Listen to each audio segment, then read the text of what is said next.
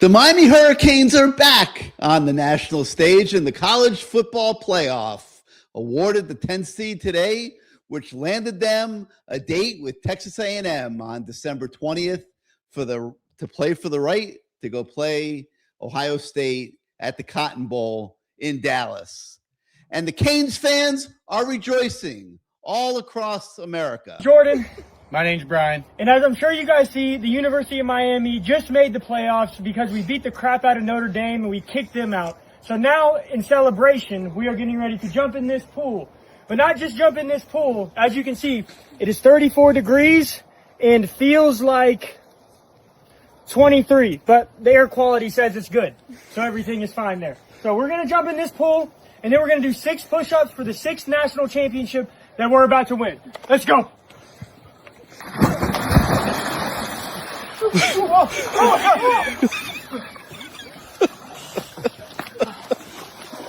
Let's go! Oh no!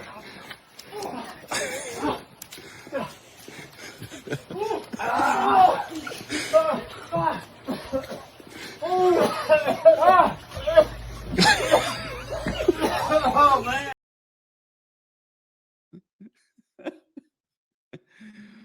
Well, it's been a long time, Canes fans, and going into this weekend, a lot had to go right for the Miami Hurricanes to make the college football playoffs, and somehow it all worked out. And it's about time, isn't it?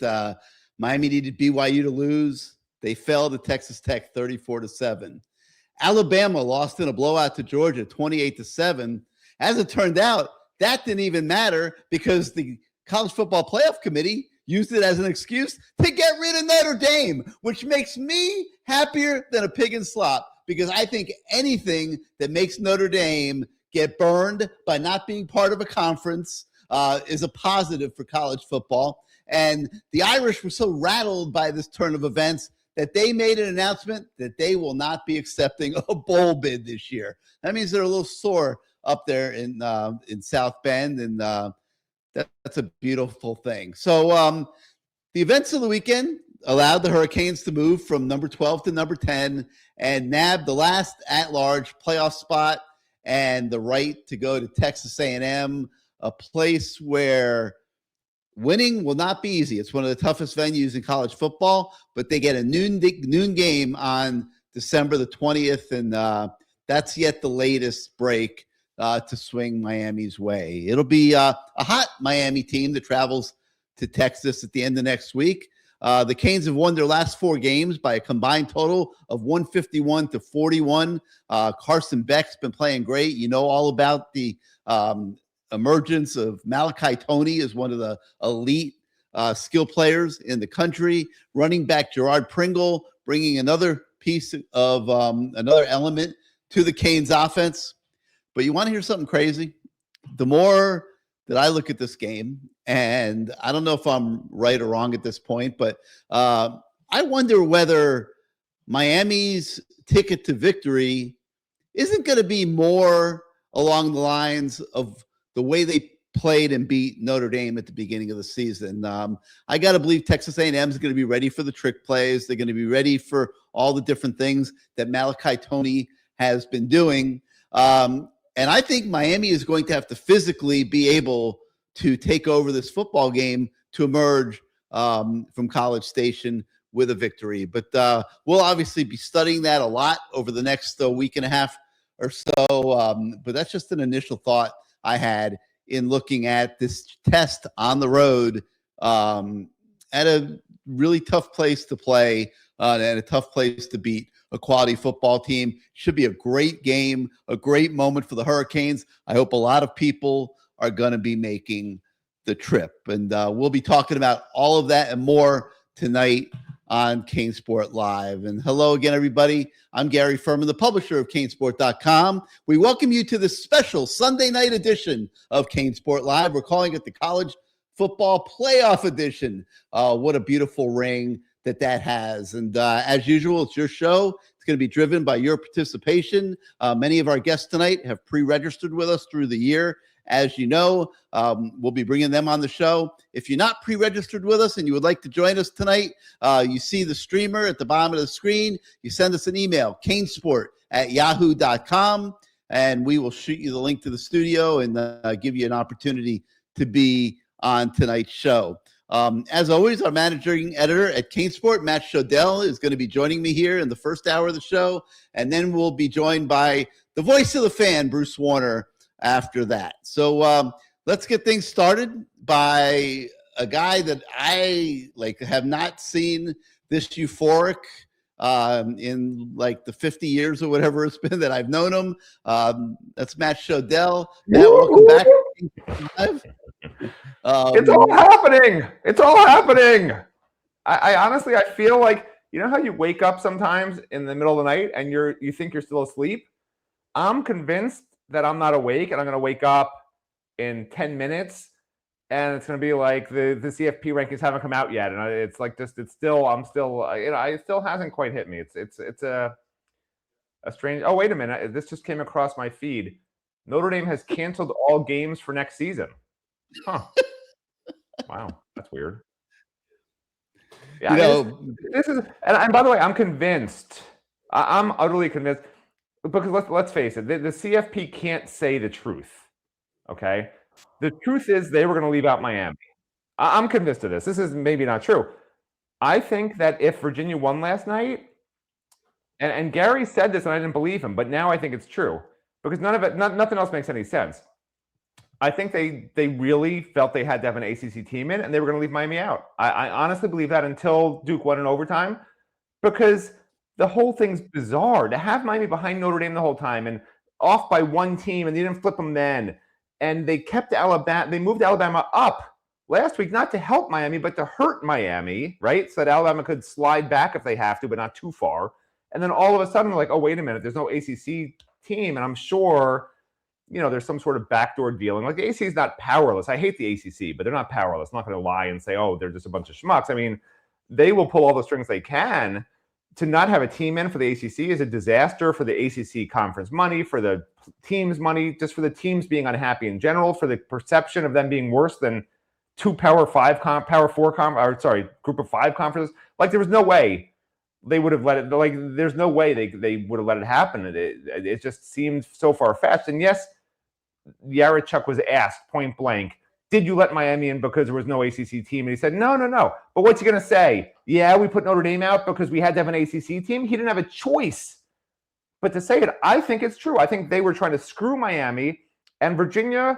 I think we should all thank Virginia, because otherwise, this is also a truth. Otherwise, the other flip side, if this is not true, if that conspiracy theory, which is the truth, so it's not a conspiracy theory, but if that conspiracy theory is not true, the alternative is Notre Dame was never in, right? They could have told Notre Dame last week, you're already out of the playoffs, Notre Dame, even though Notre Dame was ranked in the playoffs, because whether Alabama won or lost, Notre Dame was out, right? Because Alabama is either staying where they were with a win or staying where they were with a loss, and BYU is going to be out with a loss, and now it's Miami and Notre Dame next to each other. And if BYU had won or lost, if BYU had won, they were going to move up, and if they had lost, they were going to move down. So either way, it's going to be Miami and Notre Dame next to each other, and Miami's going to pass Notre Dame. So they should have just said last week, Notre Dame's out.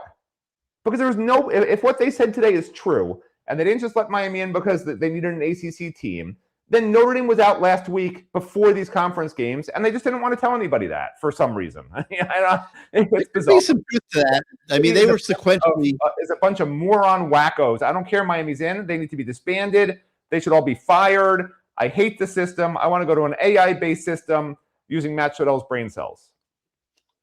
There could be some truth to that. I mean, they were sequentially straightening it out over several weeks, but it was weird, no argument, when Alabama jumped last week after a pretty mediocre game against Auburn. And that was the first hint that we saw that Alabama was making it no matter what happened in the game against Georgia, which, we don't need to debate on this show whether Notre Dame was wronged in that situation. I mean, Alabama does have 3 losses now. They are bound and determined.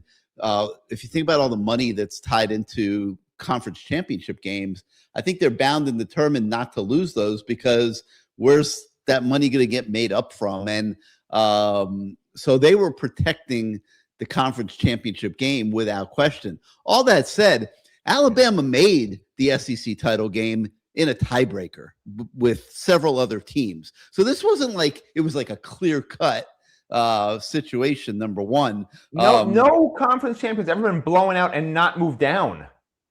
I mean, that's insane. They were bound. They had made the decision last week that Alabama was going to get in no matter what. Correct. You're absolutely right. Yeah, there's no question. Yeah, but they won't tell you that. They won't tell you. This is the problem with this committee. They're not. They have press conferences. They answer questions and they lie. They don't tell the truth. If they were transparent, I got no problem with it. Tell us last week Notre Dame's out. They're ranked in the playoffs, but they're going to be out because we're keeping Alabama in, and we like Miami over Notre Dame in a tiebreaker. Like, don't pretend that this is all this magical fluff out in the air. Like, we were so upset for 3 weeks as Miami fans, right?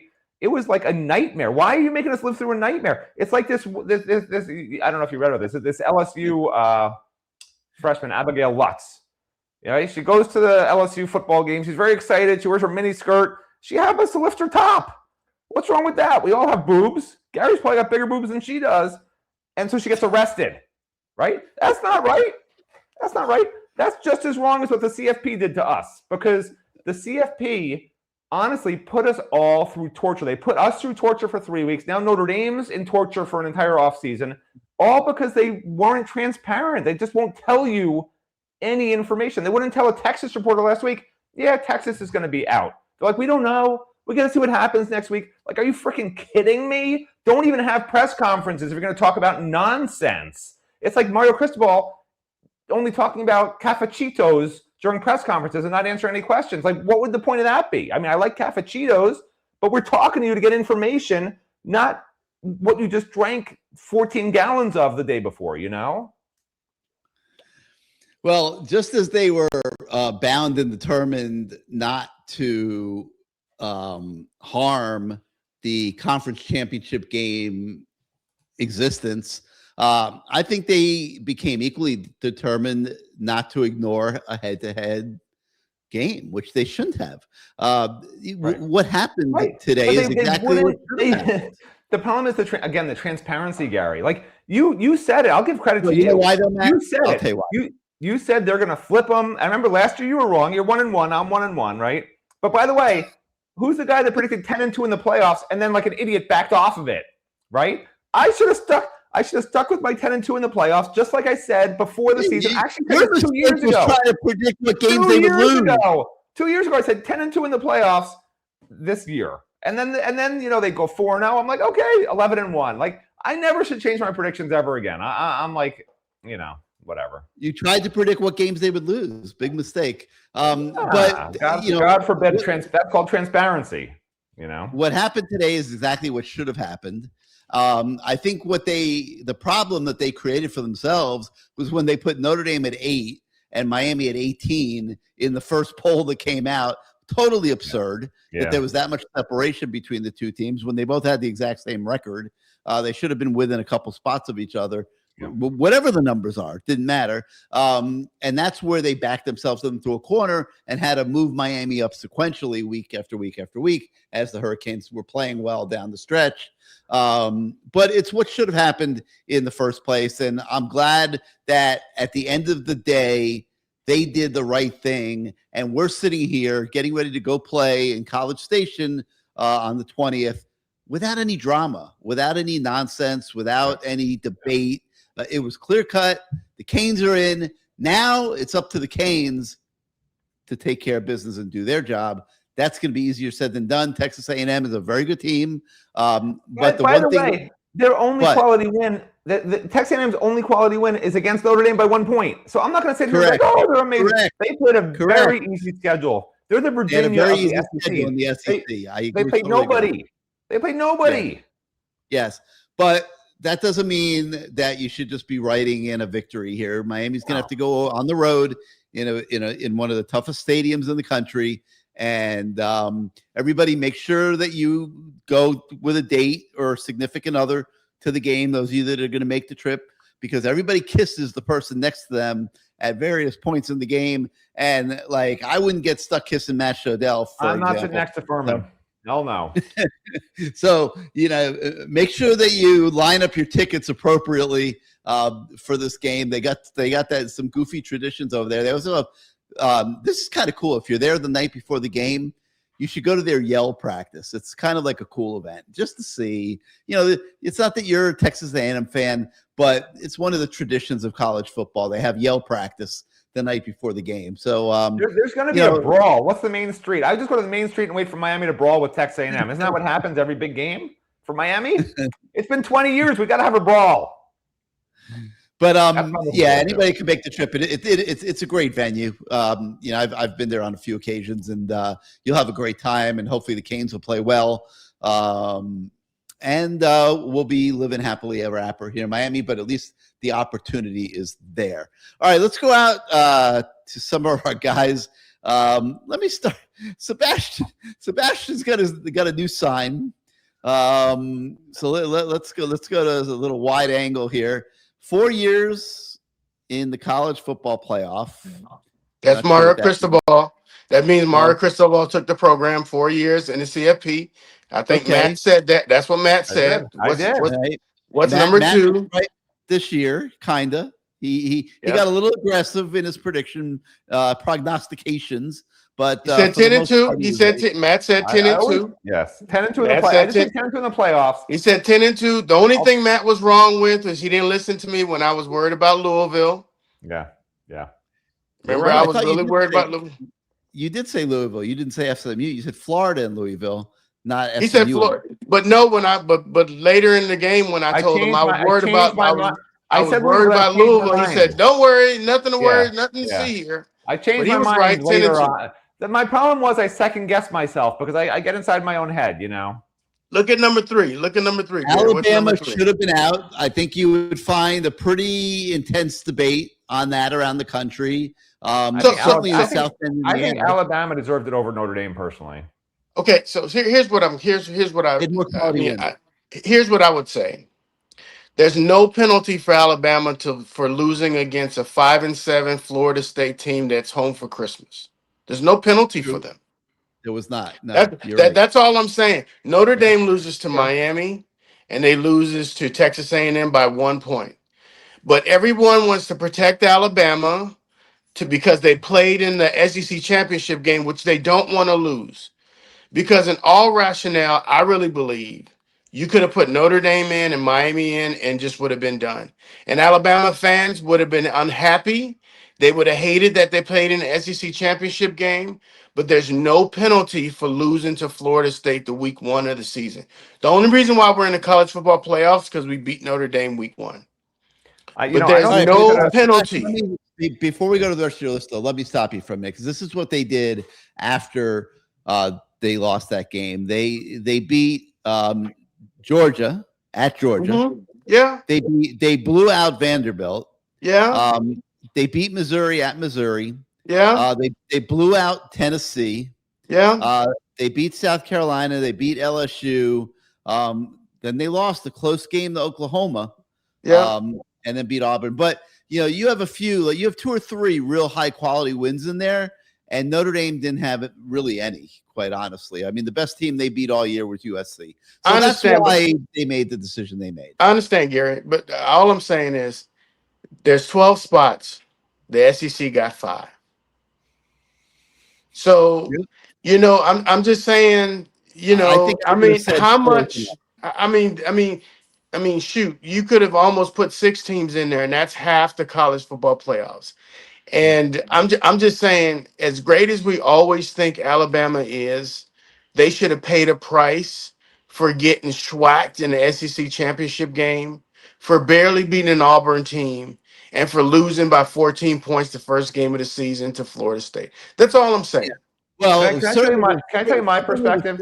Yeah, Sebastian, and they could have lowered them earlier in the equation out of the top 12, and then they would have accomplished that. The problem with dropping them after the game yesterday would have been it's sending a message that you're paying a price for being in the conference championship game, and they definitely did not want to do that for obvious reasons, because then nobody would want to play in conference championship games. Congrats I to get Manny that. Diaz. I agree. He deserves the congrats. I mean, congrats. I mean, he was an underdog. I mean, they were getting criticized for being in ACC championship games. He's an underdog, and for a coach that looked to rebound and to get his coaching career back on track, I mean, he went up to Penn State, did a great job being the defensive coordinator, and then was able to. I mean, if you're Duke, this was a successful season for you. I mean, the fact that you can hang a trophy in your athletics department saying that you won the ACC, I just I know. thinks that makes Duke something to record with. Matt, you was going to say something in regards to Oh, what the I was gonna say, to me, I sort of personally, I have a one-off for every team in the country. Like, if you lose to a bad team, I don't think that this qualifies you, but you have to beat multiple good teams to offset it. And Alabama did that. Alabama did that. They had 3 quality wins, including at Georgia. So like that's why I think they deserved it over Notre Dame. Like personally, I think teams. Who was it? Was it Texas? There was one team that played just Texas. You play all these really good teams. You schedule really good out of conference teams. I guess you shouldn't do that anymore, right? If you Well, yeah, they paid the price. They lost it, but they lose by a touchdown to Ohio State. Right. If you schedule Ohio State, let me put a time out here for you, both you guys. But if Miami didn't have that victory over Notre Dame, Miami doesn't make the college football playoff. You have to have quality victories. I agree. You can't have quality victories if you're afraid to play people. That's true, but not true, because as long as Miami didn't have these horrible game plans against SMU or Louisville and finished 11-1. They could have beat Bethune-Cookman twice and not Notre Dame and been in the playoffs, right? So it's a yes and a no. If you lose 2 games, then you need to, like I said, if you lose a bad game, you got to have something to offset it, probably 2 good wins. If you only lose 1 game, I mean, look at James Madison. They lost a game. They haven't beat anybody, even Power 4 all year. Like, how many Power 4 wins they have? 1? But you're also forgetting what college football is. College football is entertainment. Okay. And we got entertained that night on August the 31st when Notre Dame came to Hard Rock Stadium and played the Canes. Okay. Right. Like, right. And it's an entertainment product too. It's not just about the system needs to factor in. Right. The system needs to factor in when you have a good schedule, period. If you lose 3 games, you play the toughest schedule in the country, you should be in the playoffs over a 2-win team that plays nobody. Well, Alabama got in for that reason. That's why Alabama got in. You disagree with me, Gary. You said any team that has 3 losses shouldn't be ahead of a 2-loss Miami. I did not think that Alabama should have been in ahead of Miami. No, right, but I'm saying that's my point. The point I'm trying to make is, I think Alabama should have been home and Notre Dame should have been. I think the discussion should have really been Notre Dame and Alabama and not Miami. Right. I really think they should have came down to those 2. And let them fight it out, and Miami should have not been in the equation. So that goes to my second to last bullet, where I says the CFP needs to be tweaked because don't consider Notre Dame until they go into a conference. How about that? Yeah, and that's the last thing. And my last point is this: when I walk away from this season, I have to really ask myself, did I really get all the things that I wanted to see out the season? Did I want to see us competitive? Did I want to see us show up in big games? Did I want to see Mario Cristobal improve? Did I want to see the defense be a defense that could be there? Did I want it to make it to the CFP? And all those questions were answered. I don't know if you remember my sheet last week in regards to all the things that I checked off, and I said if we win and we just beat Pittsburgh, I thought we had a shout to be in. We have a great opportunity in front of us. We're going on the road. We're playing against Texas A&M. We're not favored. We have the whole nation saying that we should be there, we shouldn't be there, and all kind of crazy stuff or whatever.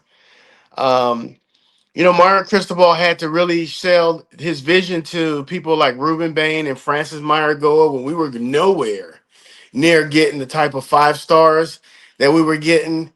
And, he kept talking about validation, and so forth. And, I just got to give him his kudos. Just like I'm giving Matt his kudos. Matt said we're going to be 2-2. We need to be in the playoff or the season is a bust. We're going to line up we're gonna make that trip out to College Field and Texas A&M team. And I think we're gonna take a team that I'm just not intimidated by any team in the college football playoffs that we just can't line up against. You want to Whether hear something? You want to hear something funny? yeah, So after Miami lost 2 out of 3 games, Gary calls me up and he says, "Hey, write a column on how we need to start playing the younger players, prepare for next year. Season's basically going to be over, right? Because the team looked that bad.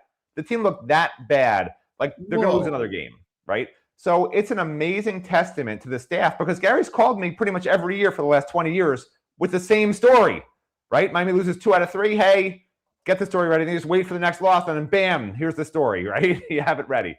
But this year they never lost again. Like this is finally that turning point. Finally, we're at a stage, and again, Mario Cristobal did it, and you could see it coming. I said when he was hired, the Mario Cristobal secret, and it's not the money or the transfer portal. His secret to his success, and there's no blueprint. You know, he says there's a blueprint, whatever.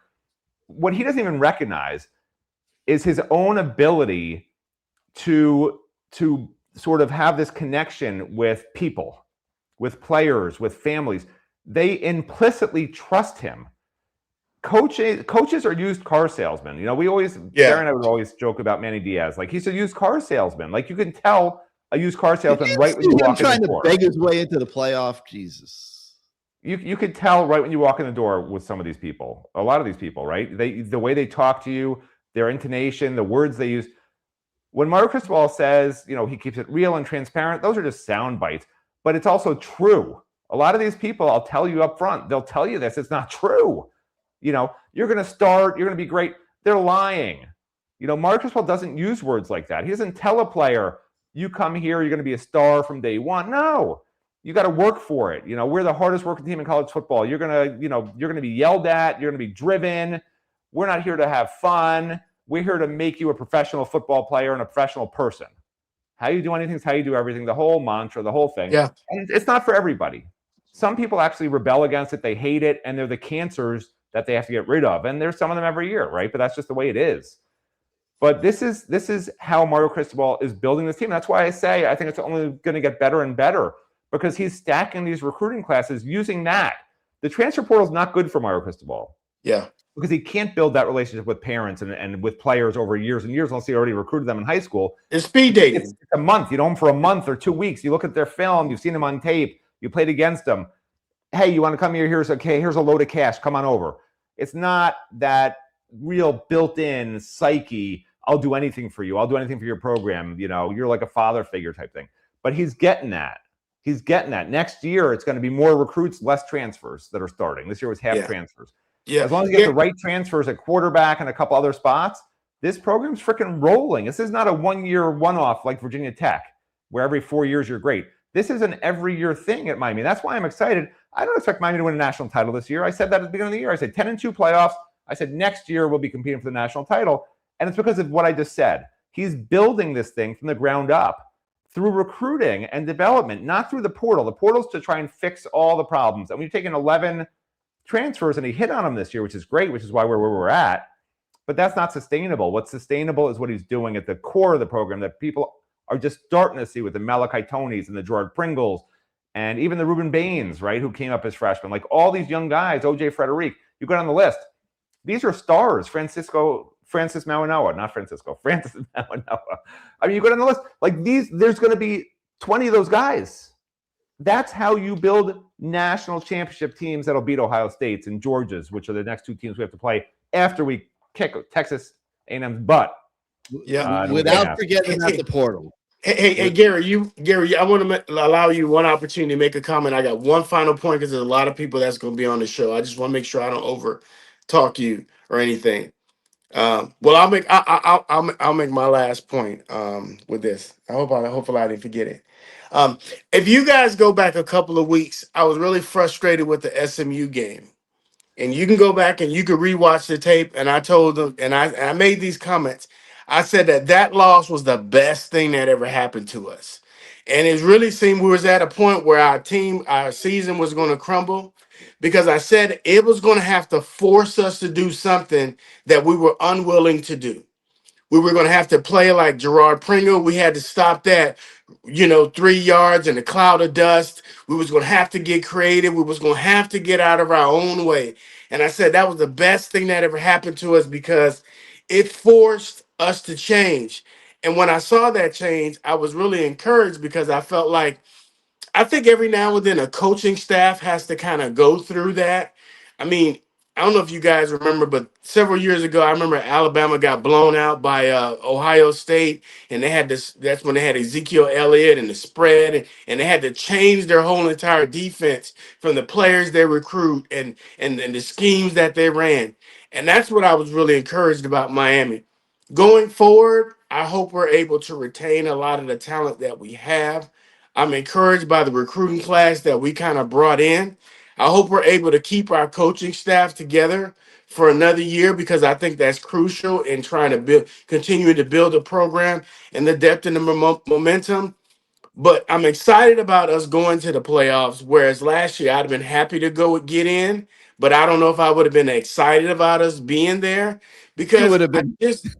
It I would've mean, been- I would have been happy to see what Cam Ward can kind of do, He but would have I'd had be a cringing. sign saying, "I'm so excited." Yeah, That's what but your I sign but would I, have but said. I would have been cringing every time we kind of got on defense because I knew we didn't have the teams on the back end. What I'm really looking for is how we prepare, how we handle being on the big stage. What is it like for us to travel? What is it like for us to like our practices? Because we're in a whole. It's not a bowl game. We're in a whole different aura, a whole different arena being at this level of college football, and we haven't been here in a long time.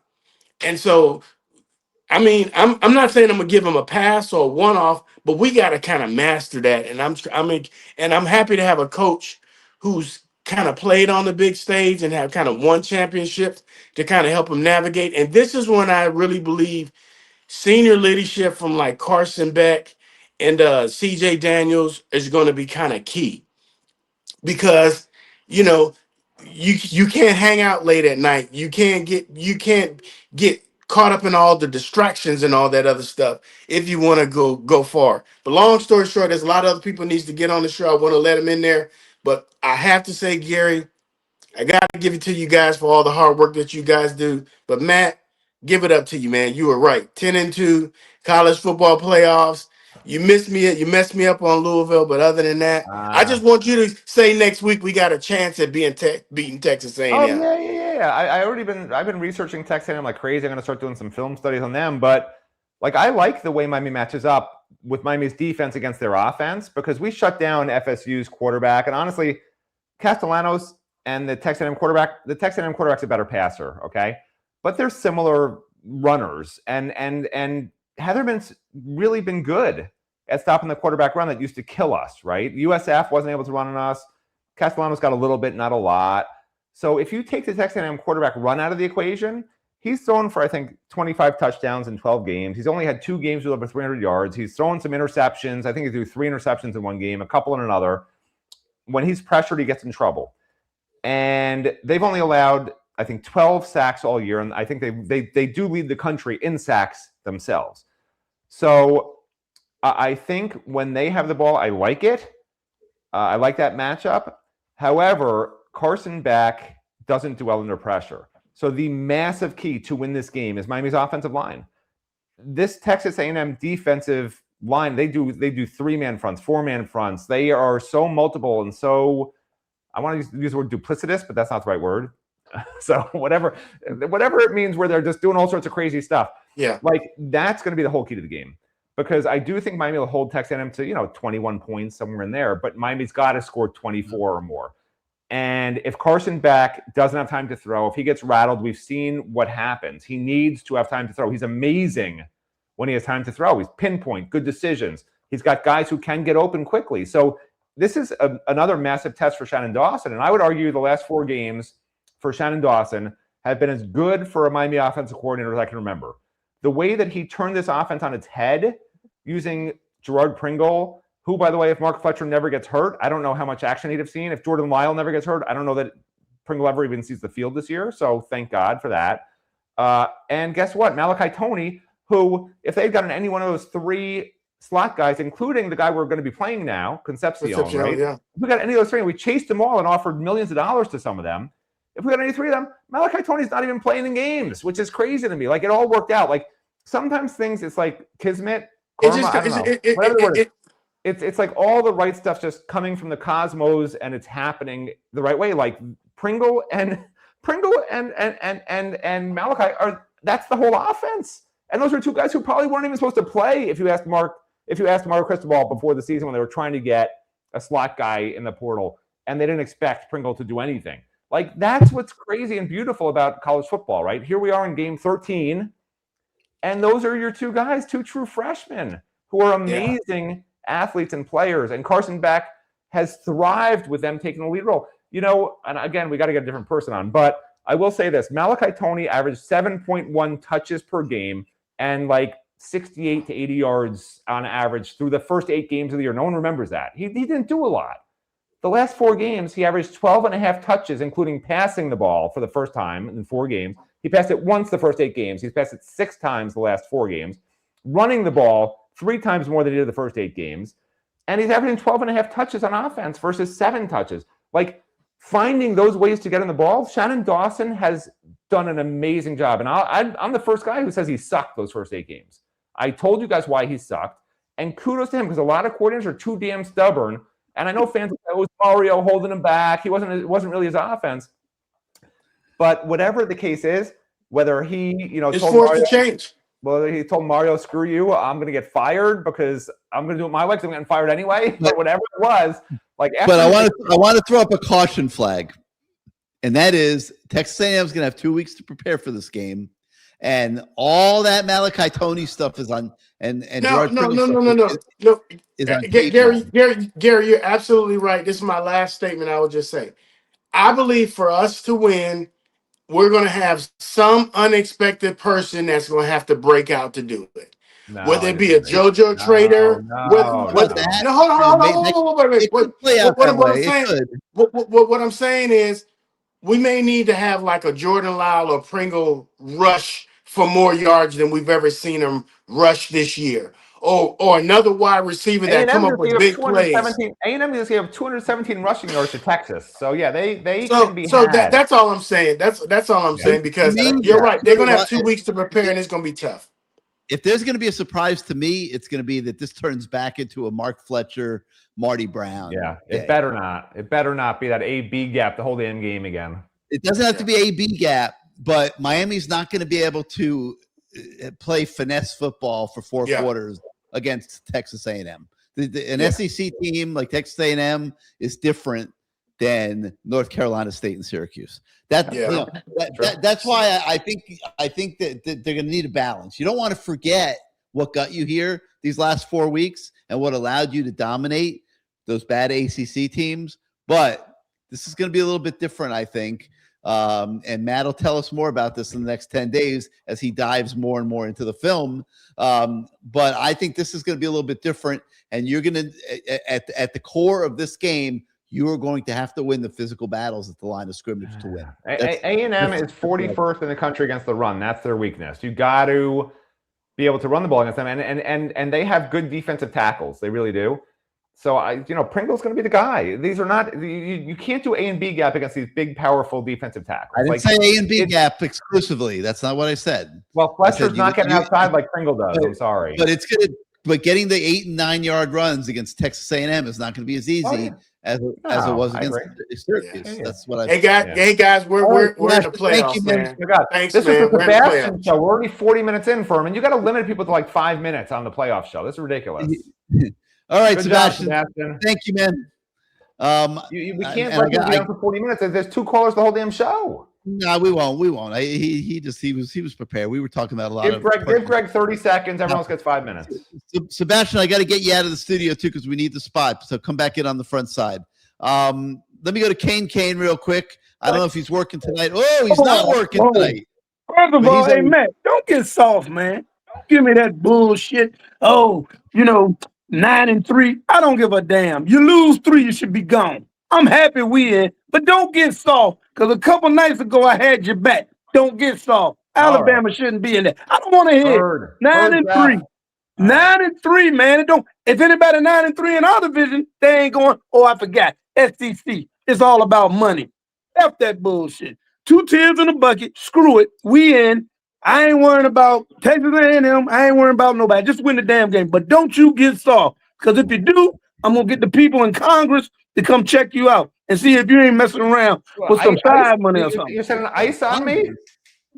Like I said, Gary, do you believe Alabama should be in 9-3? I'm just saying 9-3.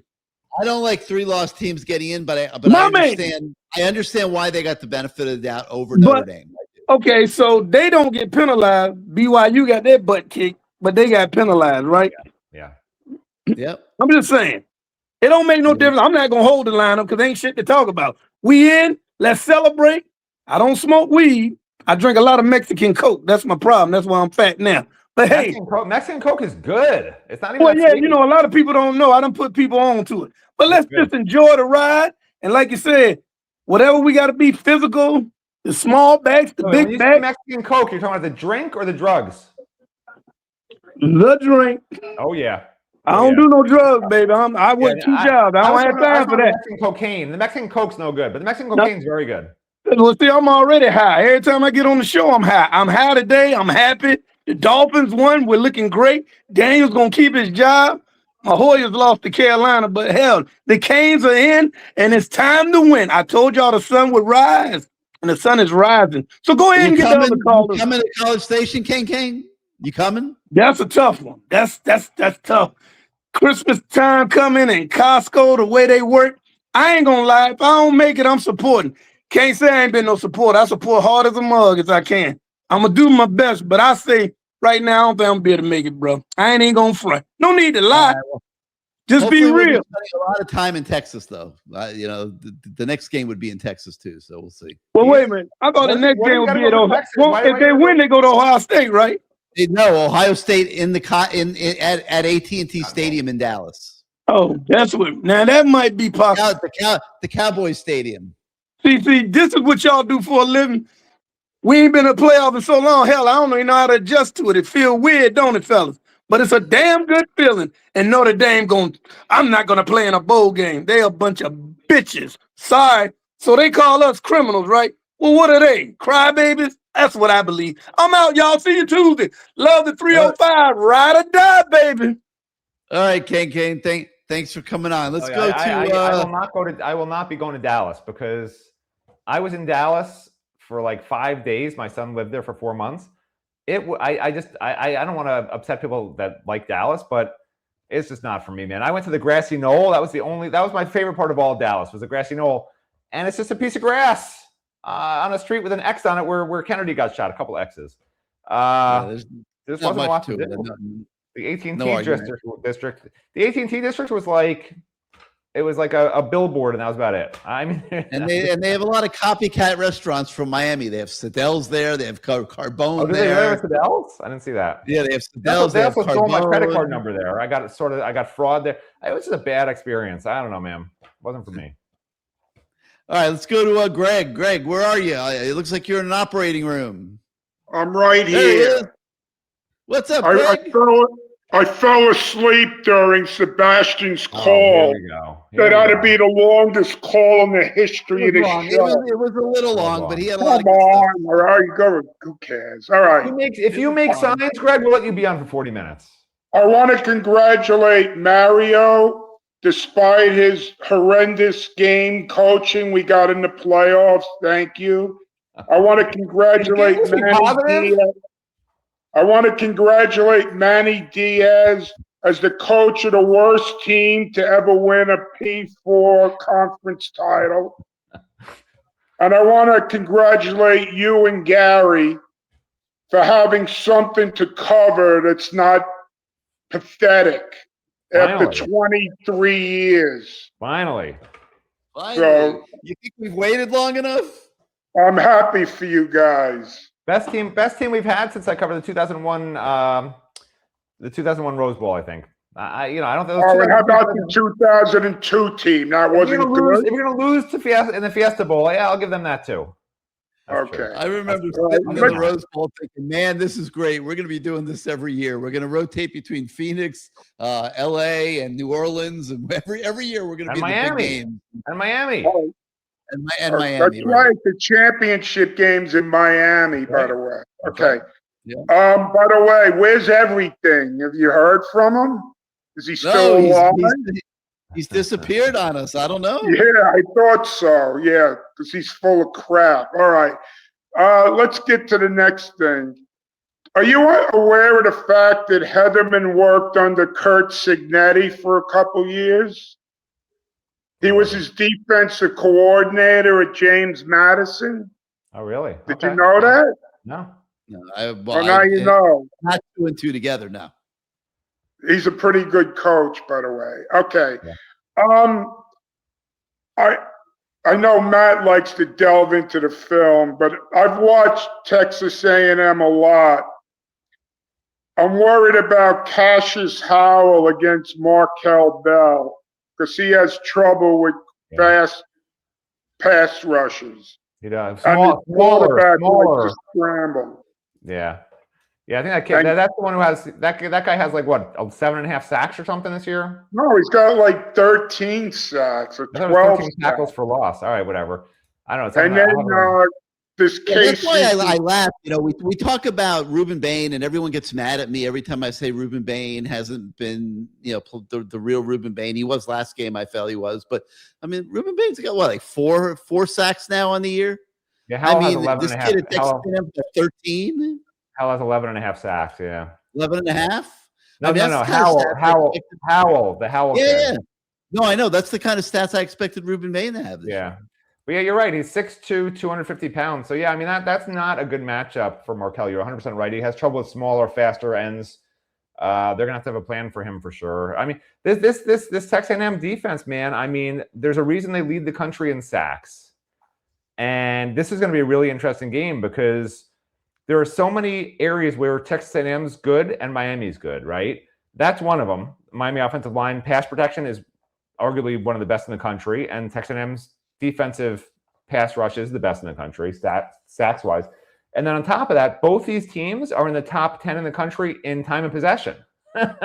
So this is a game where, you know, whoever can have the longer sustained drives probably is going to have a massive edge because this is one of those games where you're going to have 7-8 possessions. It's not going to be one of these 10-11 high pace games where you're playing 70 or 80 reps. This is going to be a grinded out. You know, Texas A&M runs the ball 56% of the time.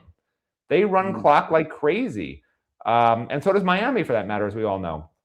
So the teams that can have those successful 10, 11 play drives, that's the team that's going to win, you know. And the teams that get behind the sticks with sacks at the wrong time, interceptions. By the way, Texas A&M's terrible at takeaways. As good as that defensive is at getting sacks, they only have, I think, 3 interceptions and like 5 or 6 fumble recoveries. That's it. The whole damn year. Their quarterback's thrown, I think, 10 or 11 interceptions. They have 3 as a secondary. So, like, Carson Beck threw as many interceptions in one game, threw more interceptions in one game than A&M has in the entire season, which is crazy. So there are some areas where I think Miami has the edge, but there are some really interesting little side, you know, who's going to be better, you know, who's going to control the ball better time possession-wise. Is that Miami offensive line good enough to finally be the team that stymies this Texas A&M disruptive front seven, you know, stuff like that. And you're going to find out very quickly with these game plans. Like, we better not be sitting here like the Louisville game being like, what the hell are these Miami coaches? What did they plan? Why are they planning it like this? It better not be that. You know, I want a downfield passing attack. Okay, not a scaredy cat, run up the middle, protect the ball. Let's see if we fall behind and then worry about opening it up. I do not want that. Take it to have them. it down. You're in the playoff. You're an underdog. Take it to their ass. Do not just run the ball up the middle and punt after 5 or 6 plays because you don't want to open it up and risk a turnover and kill yourself. You know, don't run the ball up the middle exclusively. But if a team's got a great pass rush, your downfield passing game, you know, you better be protecting because how about screen? How about a screen? There are so many ways. I don't think we've seen screens all year. The way you attack A&M is by doing what they haven't seen you do. And guess what Miami never does? Misdirection stuff. If Shannon Dawson spends these 2 weeks looking at every team that does a ton of great misdirection and the types of runs that he doesn't do, then I think Miami's going to have a massive advantage. He needs to find, and especially when you're playing Ohio State next and then Georgia after that, he needs to find something that works for his team that he hasn't shown on tape the entire year and make it work. And if he can do a couple of those things consistently, some looks they've never seen, which he never does, right? He really never does that. I mean, it's nice that he involved Malachi Toney a bunch of different ways. Malachi Toney can throw passes and run, whatever. I get it, but those are sort of gimmicky. I'm talking about schematically, like change what he's doing. The motions before, the pre-snap motions, do stuff that they haven't seen. Line up in formations they haven't seen. Do some triple option stuff if you want to run the ball for 5, 6, 7 yards against a ridiculous front that's getting tons of pressure, right? This and you know what else they haven't shown a lot of? Tight end passes down the field, right? And I understand that Elijah Lofton's been a little banged up, but he looked a lot better the last game. And I really think in that first series, I really think that there's so many ways they can use him that they haven't shown on film at all in 2 years, knowing his diverse set of skills. Sebastian was mentioning, hey, maybe it'll be somebody we don't know. If there's going to be somebody we don't know that wins this game, it's going to be Elijah Lofton. I keep saying it every damn week. Like, he's going to break out. He's going to break out. But if not now, when? Like, that's who you need, right? He's your outlet. If they're getting pressure on you, and if they're bracketing Malachi Toney, I don't know if CJ Daniels will be back, whatever, but he's been a non-factor for weeks as he's been hurt. Keelan Marion's been up and down a little bit, but he's good enough. But again, if you need to get the ball out fast, and if they're taking away Malachi, to me, Elijah Lofton is going to be the key to the game. And I know I say it a lot, but I really believe it. And what I said at the beginning of the year will finally come true. I expected Elijah Lofton to be a big part of this team. He hasn't been. Okay, I want to ask you something. Alabama was the #1 seed in the SEC, but they were the fifth. They were fifth in the SEC in seeding in the playoff. They were behind 4 other teams. What other team can get blown off the field, lose twice in November, and still make the playoffs? If their name was any other team, LSU, would they have gotten in? Probably not. I mean, you're making a great point. It's ridiculous. They're still getting the. Go ahead. I'm sorry. They're still getting the Saban preferential treatment. I mean, they are. I mean, now, but in fairness, if you're comparing them to Notre Dame, they had a couple better wins than Notre Dame had. Notre Dame best win was USC. Alabama did have a few good wins, and they got blown out twice this year. Yes, they did. Okay. Now, but is the SEC like the mafia or something? Are they running the whole show or something? They run a lot. I saw somebody suggested, I think it was from the Big Ten and the SEC, a 14-team playoff with 4 teams from the SEC, 4 from the Big Ten, 2 from the Big 12, 2 from the ACC, and then 2 other teams. What if FSU and Clemson come back, and Miami and SMU? You can't put a number on it. Teams in? It's a joke. You can't do that. I think I think there's 17 teams in the SEC now. I think it's a pretty fair assumption that you could find 4 pretty good ones every year. Right. I mean, in a 17 team SEC, I don't have any problem with that. I mean, this year they went to a 5th. I mean, I don't know. It could have gone either way. Okay. My last point. Remember last week I said maybe we should cancel Notre Dame next year? You think there's a chance Notre Dame might cancel us next year? How about that? No, why not? Miami and Texas Alabama A&M were the only 2 marquee games they had this year. Alabama just canceled South Florida to play Chattanooga next year instead. I mean, nothing would surprise me, honestly. What's going to stop Notre Dame from canceling us next year? No, they will. They could- But people are having to mix to adjust to a ninth conference game. The FCC's doing it. The ACC's doing it. It's a good. That's a good thing. Yeah, the reason More- Notre Dame more- won't more cancel it, Greg, is competition. that they have us at home. They're not going to cancel their own home game. Yeah. If they were here, they They might. have it home for the next 3 times we play them somehow. I don't know how that works. All right, let somebody else get on. Congratulations to Mario. It's all up from here. It's already Next up. year, 12-0, like he should have been this year. See you later. Next year All they'll right, be Greg, competing good. for a national title. I have no doubt about 12-0. All right, Greg. 12-0. Thank you. I'll take 11-1 and then win the national title. But I honestly sometimes I think it's better for a team to lose one game during the regular season. I feel like it keeps them grounded. It's like me. I make one prediction that goes wrong. I got to get the rest right. I can't have any more You wrong. never get grounded, though. That's the difference. That's true. Your ego is always running rampant. All right, let's go to K-Mac. K-Mac, you with us? Welcome back to CaneSport Live. Hey, How are Gary, you? what's up, Matt? What's up? What's up? What's up, brother? How you doing? Hey, you guys stole a lot of my thunder tonight already. First thing I'm gonna start off by saying is, first of all, congratulations to you two as well as myself. I feel like I endure a lot too, having to see the stuff I had to see with this team for the last few years. So I'm excited and congratulations across the board. First thing I will say, I have to agree with you guys. I do think Alabama deserved it. Looking at the schedule, that gauntlet, that 4-game stretch. The only part about I said I'm a little bit kind of conflicting on is one of the things that the committee, and I'm using their logic, was how teams look at the end of the year. The last 5 games, Bama has not looked good. They haven't looked good.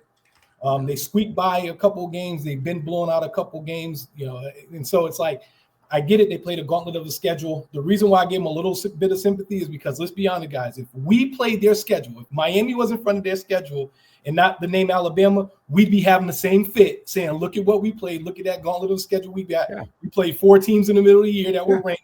We'd say the same thing. So I give them the benefit of the doubt, and I say I think they deserve it. I think where the committee screwed up was the moving stuff around. And I thought there was no doubt that Miami should have always been, but Matt, like you called it, they should have put Miami in earlier. They should have put them over them a lot. Of course. Well, you know what's funny? So I posted on the message board as soon as I saw Alabama was losing by a ton. I posted on the message board. I said, I don't see a world where they are not in the playoffs. I post it, and then I look at the odds, and I go on FanDuel and on whatever other site, and I'm like, oh my God, the odds are awful. Like Alabama's, minus 300 to be in, Miami's plus 260 to be in, and I turned to my wife. I know you guys are all shocked that somebody spends time with me most of the hours of the day. I feel bad for her, but she does. And I said to her, I said, oh my God, these fans are going to kill me. I just posted that I can't see a way Miami wouldn't be in the playoffs. Right. But now I look at the odds and like I'm a big numbers guy and stats guy. And like if the odds makers are saying Miami's not in, that's money. Like that's their job. That's what people are putting money on. I'm like, they're not going to be in. And so I started posting like, I don't understand. I literally posted another thread. I said, I don't understand, but the odds have Miami not in. And like, it didn't make sense to me.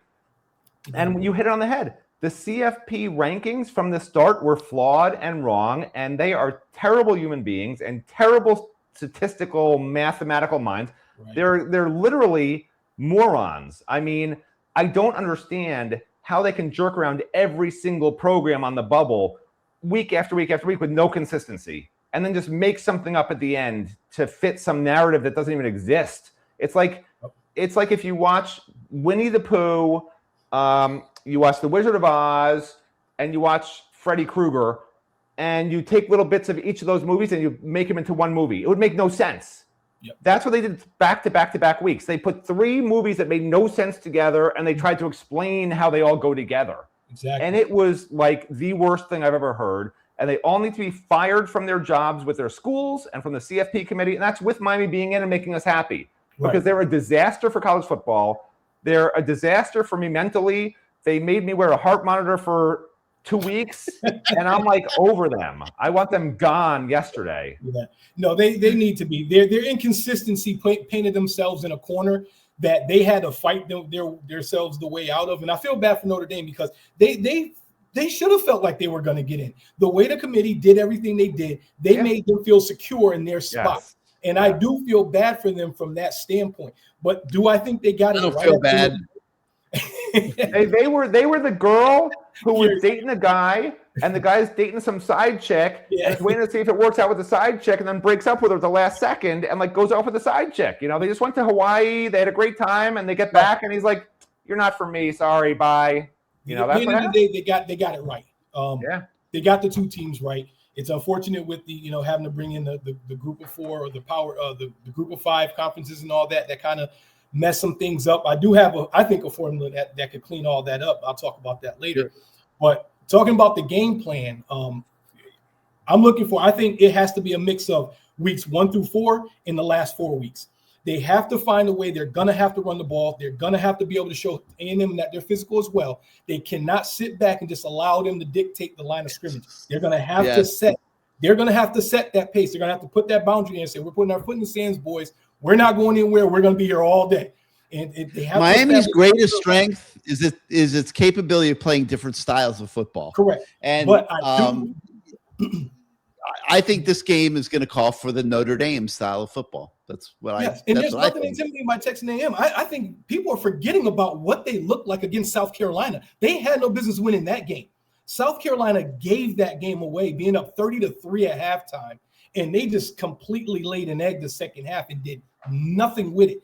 But that Texas A&M team is not scary. We've played them. We played them twice. We had a home and home a couple of years ago, so we've seen a little bit what they're about. I know it was under Jimbo Fisher. But, in terms of the type of athlete we're going to see, nothing's changed. And so I think Miami, from that standpoint, it helps us a little bit. I don't think that Texas A&M is seeing anything in terms of what we can do. I think we have the ability to do whatever we can. We can fit what we need to fit. I'm just saying I think it's going to take all aspects from the first 4 weeks. That middle 4 weeks is where everything went to hell. That middle 4 weeks, games 5 through 8, it was just trash. It became too predictable. Yes, we can't do that. Predictability is gone now, though. Miami could do more things on offense than that, and you just got to make it all work.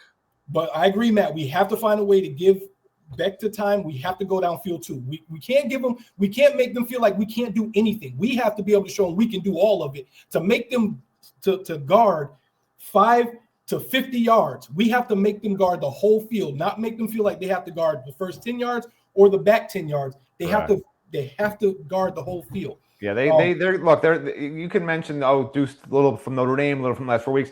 I honestly do believe they need to find something completely different. And Shannon Dawson said he looks at all different NFL film and this and that.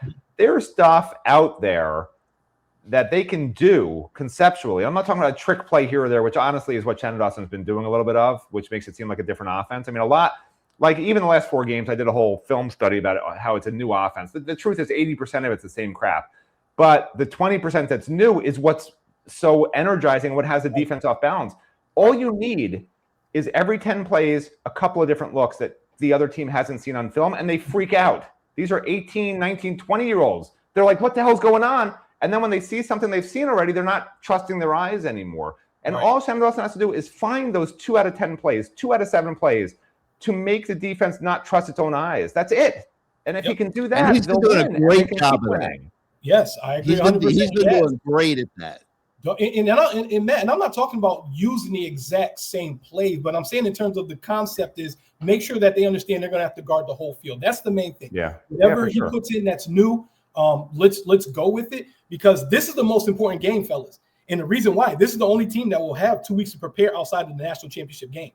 After this, it's only 1 week preparation. So we have the same advantage as anybody else when it comes to if we beat them. It's more like 10 days, but yeah. Yeah, 10 days, but yeah. But I mean, but the time period is not what Texas A&M is going to have. So we have to have a good game plan, and we have to have stuff that they haven't seen, because they have 2 weeks to look at everything, and we can't go in there stagnant. We have to stay on that metal. What we look like those last 4 weeks, that desperation, that urgency we played with, we have to keep that edge moving forward. I don't care who it is. Don't be happy to be there. Let's go ahead and get on the dance floor. You know what I mean? I don't want to just be happy to walk in the door. I want to do something over there. So hopefully they do. Now, the last thing I want to talk about is this, what I think would personally help in terms of the playoff seeding. This is just a concept. I think the 12, whoever the top 12 are in terms of the CFP, 1 through 12, and I think you take the 4 group of 5 champions and rank them 1 through 4, and they play the 9 through 12 seeds. And the home team of those games will be whoever's the higher rank. So if the number one group of 5 team is higher ranked than whatever it is, 12, the CFP 12 seed is, they would play on their home field, vice versa, whatever. And so now you would have a bye for the You would need team. an extra week to do this, but it's a great idea. Well, like right now, think about it. We have a bye week now. That week, make that a game week. If you on the bubble Play-in, like they do in the basketball tournament. Yes, sir. So last week, just like this past weekend, this weekend was conference championships. Instead of having a bye next week, you play that group of 4 versus the bottom 4 seeds of the CFP. They play that week. Then that means seeds 5 through 8, they get a bye and they're ready. And then that last week, you get, the way it's supposed to be. But I think that way now you're getting the 12 power guys. If the group of 5 want to be in the dance with the big guys, you can get 4 of them in. You're just going to have to beat the worst of the 12 that we put in and then move on from there. And wherever those chips fall, they fall. But you get 12 I'm on board. I'm on board with that. I like that. Yeah, I agree.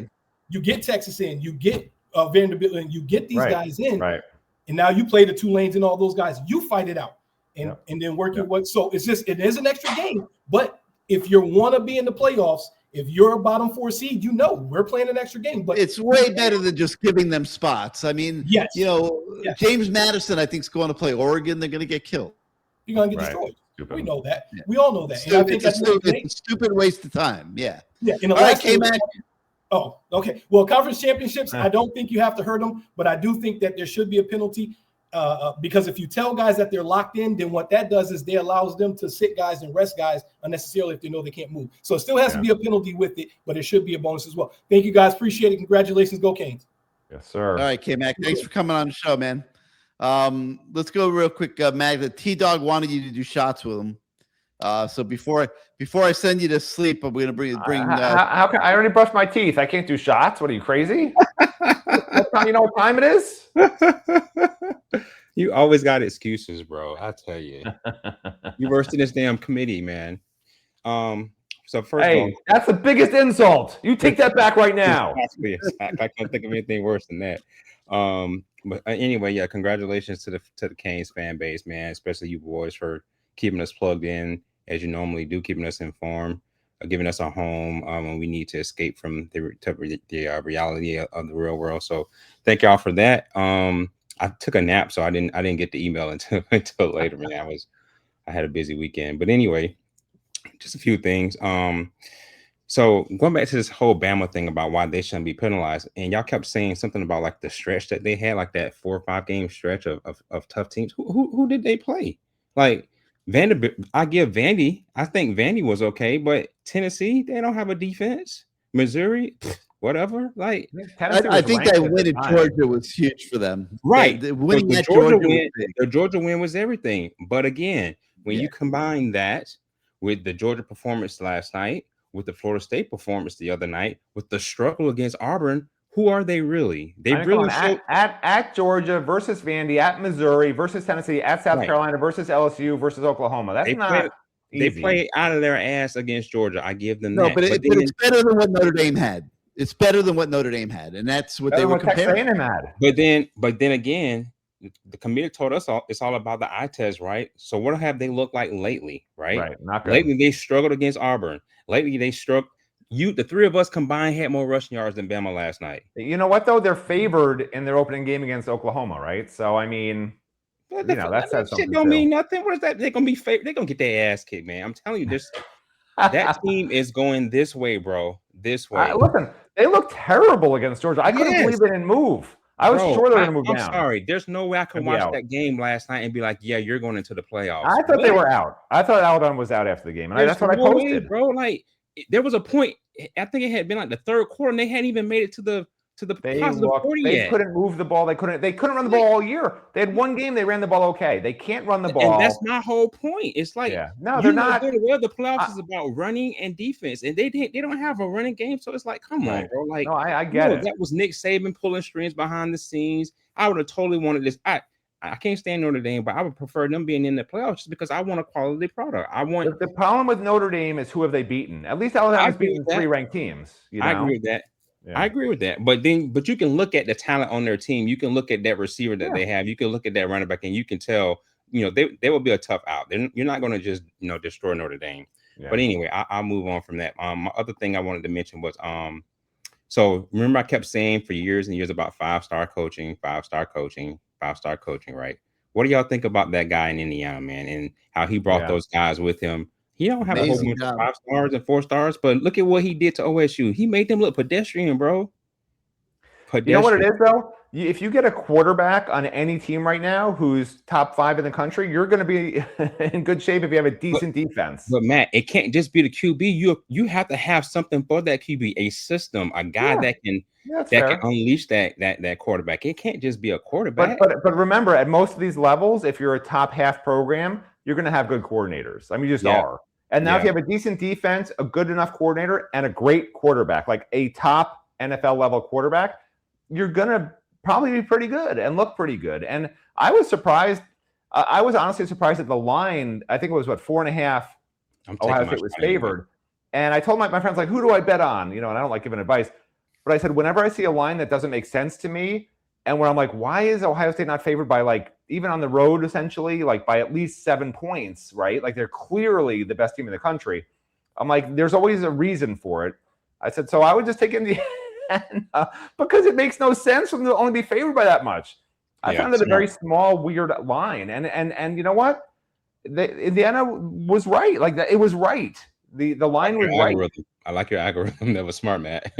Yeah. It doesn't make sense. Bet on the team where it doesn't make sense for them. But to continue this topic, it behooves Miami to continue year after year to not just stack physical talent, but they got to continue to stack a brain trust too, as far as scheming, analytics, consultants, somebody in the box, whatever. You can't just rest on getting as much talent as possible. The game has changed, y'all. This ain't like the 80s and the 90s where you just out-talent teams. You got coaches calling their coaching friends trying to get an edge on Miami. They're going to treat us like the Super Bowl, right? So they're going to do everything they can to beat us. We have to do everything that we can to stay a step ahead as well. We can't just rely on throwing teenagers out there and say, hey, go make a play. We got to put our guys in a position that is beneficial for them, and we got to out scheme sometimes. Sometimes we just got to, if that requires a trick play, do the trick play. If that requires having a different front, do a different, if that requires running on the outside, whatever it requires. Like, we can't just rest on, I'm going to out physical you, I'm going to out Imano you, like, no, that's not what it is, bro. Like, we got to have another layer of, I just think about the Jimmy Johnson days and how he was innovative and bringing safeties to linebackers and linebackers. Like, that was innovation, bro. Linebackers to ends. Like, we have to have that in our pocket as well. Yeah. But it might not be that. It might be today's version of that, right? We just have to have something else in our pocket besides go out there and make a play. Yeah. My last thing I wanted to say was going back to Bain. I think Gary and I gave you shit a lot on the message board, Gary, but you and I are lockstep on this one, man. We I think Bain is not being utilized right, man. He needs to go inside sometimes, at least sometimes. If he wants to stay outside sometimes, okay, fine. But he's not making the impact. That's sailed. He's not going to change that. He's too good of a player to be making the level of impact that he's making. And I'm telling you, these teams who we're about to be playing, they have been looking at this tape all season long. He is not making an impact on the edge, man. I agree. He popped a little bit against Pitt. Okay. But think about like 5-6 games. Like even my wife was like, "Is Bain playing tonight?" I was like, "Yeah, he's out there, baby." He had a really hot first month of the year, and in the middle of the season, he's disappeared. Yeah, and then he woke up against Pittsburgh. He had a little bounce against Pittsburgh. And that's what I'm talking about with schemes. Like, we got to figure out a way strategically to get him to pop some type of way, and that might mean he can't be outside. He might have to be inside. That means now you bring in Blunt on the outside, or you bring in Lightfoot on some plays, like whatever on passing plays, obviously, because he's light. But yeah, like, we have to be strategic about how we're using some of these players instead of just feeding into them and letting them do what they want to do. Yep. So, all right, man. Even though you disappointed me again, sorry. Let's have the show at like 3 p.m. I'm a day drinker. I don't drink at I night. agree. I agree with that. 3 is a little early. Listen, yesterday I went to Green Street You Cafe start with calling my your ass friend. Jake. 3 o'clock. That's early, man. I went to Green Street yesterday at halftime of the BYU game on Saturday. Was that yesterday? It feels like 10 years ago. Yeah, yesterday. Halftime of the BYU game. Went to Green Street, got myself an old fashioned, sat there and watched the game for an hour and a half. You know, that's what I do. I don't take shots at 9:15 at night. Like, that's just not me. Look at this face. You think I'm drinking at night? Well, look at this face. You see how young I look, man? I'm like a young people. No, we're actually the same age. It's just, black don't crack. But no, I get it though. I get it. All right, All right, T-Dog. Thank you, Nice man. seeing ya. We'll see you next time. All right, Matt. Gonna let you go get some beauty rest. Any parting We got thoughts? We got Mario 6:20 a.m. I'll be ready. I'll be up and ready. We'll be hearing some words from the coach. What, that's it. I'm gone. All right, that's it. That's all you got. I mean, I'll just tell you, just big picture. It's been. This is to all the Miami fans out there, right? It's been a really long horror movie. It's been, like you go to the theater and it's like a 3-hour movie, and for the first 2 hours and 50 minutes, the guy's being chased by some dude with a bloody knife and a mask on or whatever, and it's a freaking just total horror show. That's what it's been like for the last 20 plus years. And then at the end, the sun comes out. It turns out it was just like a little kid in a mask, and he was holding a toy, and he wasn't really trying to hurt you. He was just thought you were playing a game with him, and everything was just fine. Like we're at that point in the movie where it was just a kid chasing us the whole time, and it was just a bad dream, and we're waking up, and like the sun's shining, and everything's great. Like that's where we're at. It's really nice, regardless. And I said this before we even made the playoffs. I was, and as negative Nancy as people say I am, negative Matt, I guess, should be replaced for negative Nancy, right? I'm negative Nancy's cool. You're Nancy. As much as I say when I see things are wrong, I've consistently said all year and last year and even the year before, I said you can see what Mario's building. I said it takes time. It may not happen. And yeah, I predicted 10-2 in the playoffs before this season. And I think I predicted, 10 wins last year also. And then obviously we thought it would be a lot worse before that. But you could see it coming because you see how he's doing it, and he's doing it the right way. And whether we made the playoffs now or not, it didn't matter. Like, I know fans would be upset and, oh my gosh, we lost these 2 horrible games. It matters. Regardless of all that, as you look big picture right now, if you're a Miami fan, regardless of the playoffs, you should have been happy. You should have been happy with the way this season went, even with the 2 bad losses, because you see the young guys emerging. That's the key to the whole damn thing. It's not the transfers you bring in for 1 year. It's the core of the team that he's building and developing. When's the last time we saw a guy come in and get better as the year went on? When's the last time we saw a guy get better year to year? Look at Justin Scott. Justin Scott wasn't ready last year as a 5-star. So you know what? They didn't play him.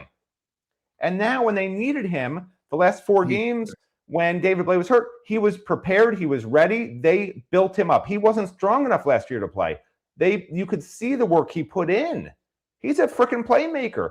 And he's the epitome of this whole team. He's just no ACC better and developing, and talent is coming in and developing, and it just stacks and stacks and stacks, and that's how you get to where we're at and where we're going. Okay, but all that said, no ACC title game, no college football playoff. The ACC title game is semantics. ACC title game is semantics based on weird people would have been happy, Matt.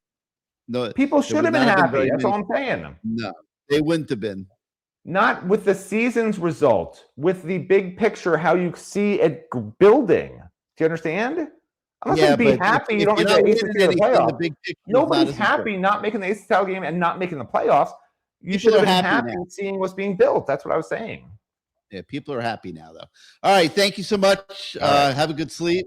We'll congratulations, everybody! It happened. It's a miracle. It's a miracle. All right, let's bring in. Let's get rid of Matt. Bring in the truth teller he wants to be called. I call him the voice of the fan, Bruce Warner. Bruce, before we get out to more of our guests, any opening thoughts from you? Can you hear me? We can hear you. Okay. So first of all, before I even start, I want to go back a little bit to you talking about being at Texas A&M. So a couple of years ago, we played them down there, and Gary called me before the game, and he's walking on the sidelines, and he's stepping in horse duty. Remember that? Yes, I remember that. Yeah, they got Remember that? dogs shitting all over the visitor side. I mean, horses shitting all over the visitor sideline. I've never seen anything like that, and they're doing it on purpose. And you're trying to talk to me. You're stepping in the crap. And It actually, shows when you all saw over it on the place. TV, you could see the They horses were stomping. parading the horses up and down the visitor sideline. So good luck going back there again. Are you going back, right? You're going to be there.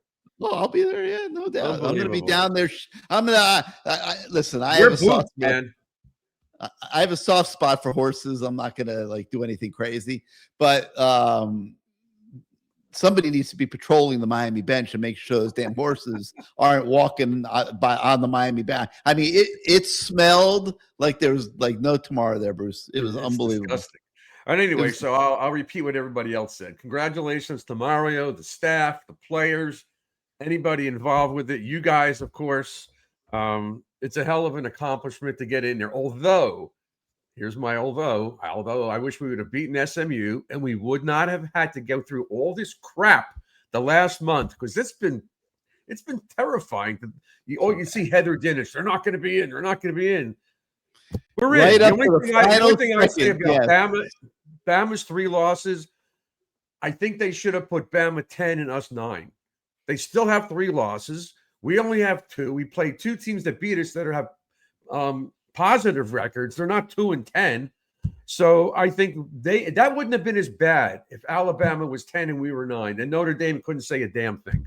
That's what do you think about that? Yeah, that would have been one idea for sure. I was kind of surprised. I didn't expect. I don't think Notre Dame has a gripe. We'd end up going to Texas A&M.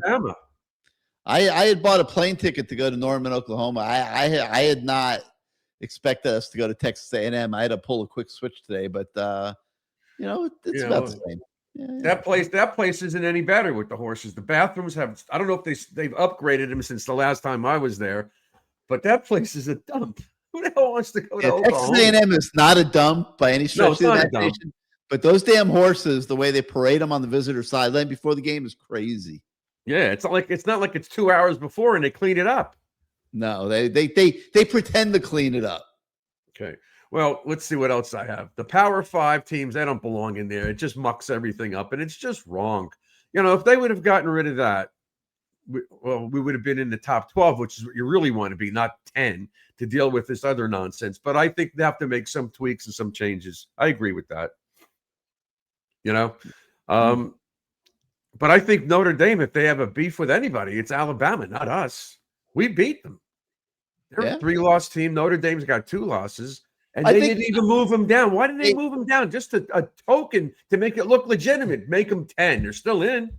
It was a tough call, Bruce. They literally did stay up till 2:30 in the morning last night debating Alabama and Notre Dame, and they continued their discussions on it this morning. I mean, it was not clear cut. It was not easy, but they made the right decision, in my opinion, because anything that makes Notre Dame pay for not being in a conference, to me, is a great thing for college football. They had an opportunity to make them pay here this year because it was not clear cut, and I hope they made them pay for that very reason, because they deserve it. They're like, there's no reason why Notre Dame should be allowed to be a one-off while everybody else plays in conferences. Well, I don't disagree with that, but we want them in the ACC. I don't want them. I think it would be great if they were in the ACC, because it would bring the ACC balance with the Big Ten and SEC. Right, we'd have an uneven amount of teams. We'd have 17 teams. That might be 18, but I mean, listen, for 2 spots to get into a title game in the ACC, that's a lot. Maybe you'd be able to get 3 spots if you improve the conference. So we'll see. I'm not afraid of competition, Bruce. You're either good enough or you're not good enough. I mean, it's like if you're not good enough to win your games in the regular season, you're not going to be good enough to win your games in the postseason. All right, let's Greg McElroy say that Miami is a team that no one wants to play in this particular field. He's right. If Miami shows up the way Miami showed up for 10 games this year, he's absolutely right. Right. If they show up like they did the last 4 games, I'll be happy. But 100%. I think in addressing some of these comments, Miami has to do what they've done in the last 4 games. They cannot go run, pass. They got to throw on first down, get those linemen out of the box, and create some things that they just don't expect. I don't think they could sit there and be 3rd and 9, and Beck's not going to get killed. He's going to get whipped. They got to create things. I think they're going to have to be physical at points of the game. I really do. There's no question they got to be physical on both sides. I think it's going to be a little less finesse than these last 4 games, where you could be 100% finesse like they were. I don't know that you can get away with that at Texas A&M. I think their defense is a little bit better. All right, let's go to Jake. Jake, welcome back to CaneSport Live. How you doing tonight? First of all, how'd the wife like the birthday dinner the other night? Was she happy? First of all, are you still married? Fantastic. Yeah, no, it was excellent. Yeah, it was her 40th, so kind of a big one. Although we had a big celebration. We were in Las Vegas for the F1 race. We went down to Phoenix, so just kind of a little. So you're living the life, is what you're saying. What's that? Living the life? Oh, you're living the life. Yeah, it's good. I can't complain. Actually, let me bear with me 1 second here. I'm going to put you guys center screen here, so I'm not like looking off to the side. Wow, this has been a bipolar week. It's, this morning, like yesterday, I would have thought there's no chance in hell they keep Miami out of it. Then this morning, I wake up. It's about 8 o'clock or so, and I'm reading all the ESPN, CBS, this and that, and it's looking like oh man, we're gonna get fucked. It's gonna happen again, and they're gonna drop us. And Notre Dame's in, Alabama's in, and I was resigned. We went skiing today for the first time this year, and I'm just like, all right, ski season started, and lo and behold, I'm driving up to Park City, one of my buddies texts me and he's like, yeah, you're in. I'm like, no, I couldn't be. I said, no, you mean to tell me they left out Alabama or Notre Dame and put Miami in? Bullshit. I said, no way. Yeah, sure enough. So this is, wow, what a wild ride it's been this last month. But Hey, Jakester, we also had a hell of a recruiting class on Tuesday. Oh, my goodness. So it's a good week all around for the Canes. You know what? Like this month has really it's turned the page for me, because whether was it Matt who alluded to Shannon Dawson basically telling Mario, hey, you're not getting fired if this season goes to shit. I'm calling the offense the way I want to see it. However it was, we changed things up, we adapted, and we got better. Like, how many times in the last 2 decades have we seen Miami come out to a hot start? We've always had talent to some degree or the other. Maybe not national championship talent, but in terms of talent enough to win the ACC, Miami's had it for a long time. Barring the Clemson run that happened for 5 years or so. But this year we actually got better as the season progressed. And that's something we just haven't seen in a very long time. And that means something. I said it last week, like, regardless of who I would have been fuming mad if we missed the playoff, not because of something that Mario did or the team did, but just the principle. I said last week, I said, if Notre Dame's in and we're out, cancel the game, because it's bullshit. And if the games don't matter, why play them? Choose the easiest path to the playoff. That's what Notre Dame tried to do this year. It didn't work out for them. I actually, my wife's a Bama fan, so I had to capitulate a little bit, but they have a massively more difficult schedule. Notre Dame played 6 of the lowest ranked Power 4 teams this year. Mm-hmm. So going on a 10-game winning streak, who gives a shit? You played nobody. Like, big deal. You beat up punching bags. You were shadow boxing for half the season. That is true, and not that many people bringing it up. But you know what else is interesting? Real quick, we didn't win the ACC title. We didn't get into the title game. But guess who's in the playoffs? We are. We are. Wouldn't that be the most amazing thing in the world?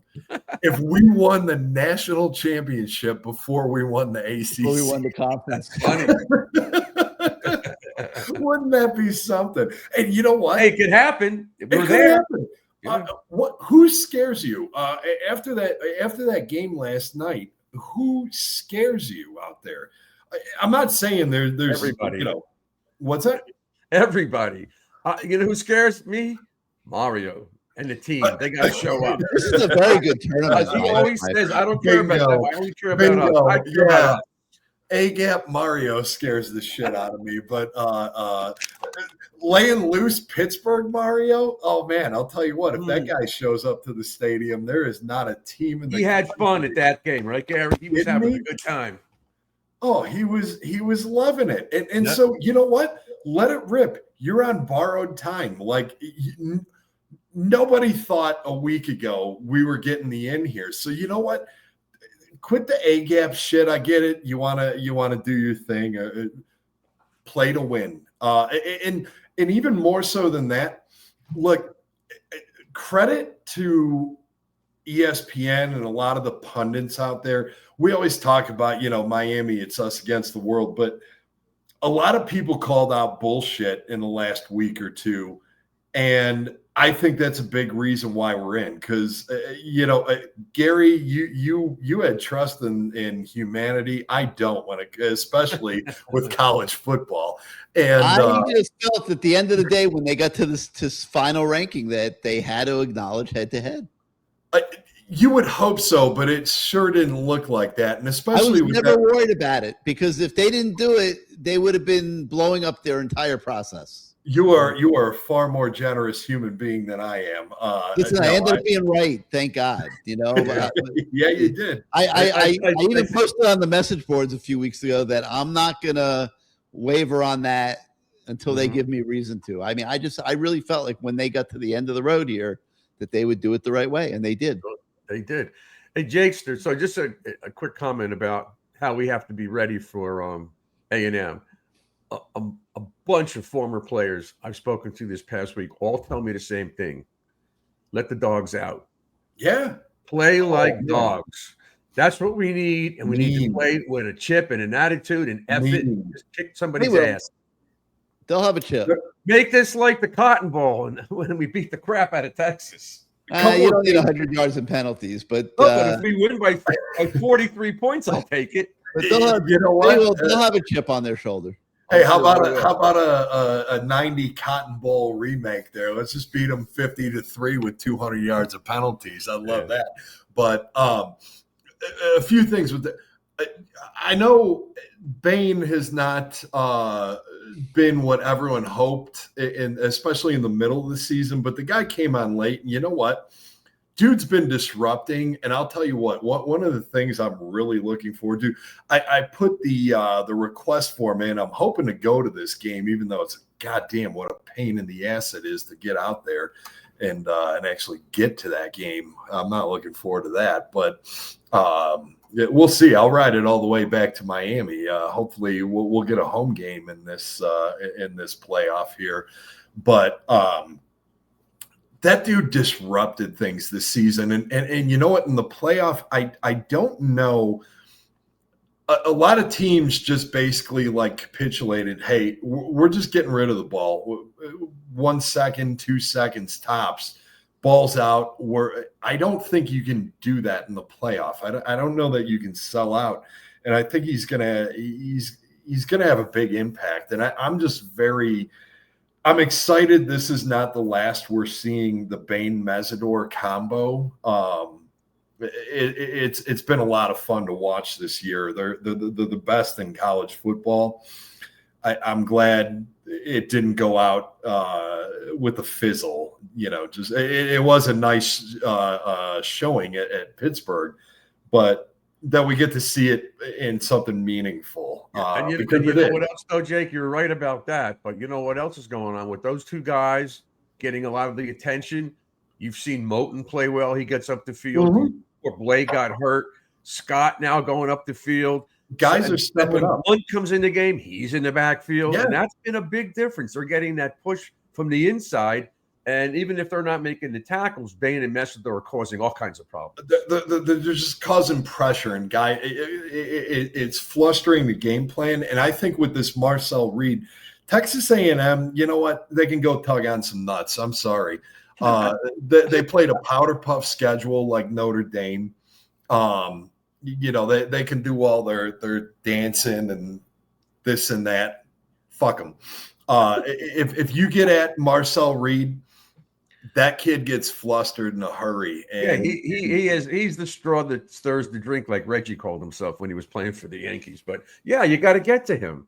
Yeah, he keeps everybody all jacked up, but he makes plays sometimes with his feet, just like the kid from Florida State. We've got to contain this kid and make him a pocket. South Carolina had the game plan against them a couple weeks ago. Yeah, and let it slip through their hands. But he slipped. You hit that nail right on the head. He slipped out of the containment and let it loose on him in the second half. Miami, I think, has more talent than South Carolina does, and if we can play a similar game plan, I see us making some noise.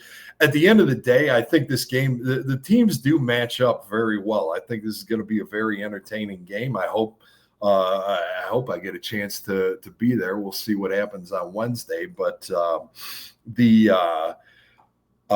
I think it comes down to the quarterbacks, which Carson Beck or Marcel Reed, who plays better. I think that's the guy or that's the team that goes on to play Ohio State. And boy, I hope. I think Mike Elko's a damn good coach. I was shocked. Duke, he did well, and now he's doing well. They're coming off a loss, right, to Texas. I think they're going to be really jacked up for this. This is going to be a hell of a. We got to be physical. No doubt we got to be physical, but you know what? At the end of the day, the coming off the loss thing, they're going to be a month removed from that. Yeah, that's true. I don't think that I get it, but they didn't have to play the championship game. They almost got a break there, and so. At the end of the day, it's the crowd's going to be a factor there. I'm sure that's going to be a pretty all the more reason we have to jump out. We can't let them be 14-0, because we'll never shut those guys up. We got to come out and score. We're a front running team. This team plays with the lead. We do not coming from behind SMU and Louisville. We don't get it done. You got to come out. You got to come out hot and just. So what I was and keep your foot on their throats, not just come out hot. You got to play all time. I can't keep talking about this. The Notre Dame foot on their throats. The Notre Dame game plan, but with the caveat, you can't go to sleep for 10, 15 minutes. Hey, how about the Florida State game? If you remember Notre Dame, it was balanced. It was balanced. You had Carson Beck throwing downfield to Tony and CJ Daniels, but you also ran the ball very effectively, and that's what I'm talking about. But the one thing, what I got a little sidetracked, but what I was saying with earlier, make this game count. Whether you win the Natty or whatever, win this one. Mm-hmm.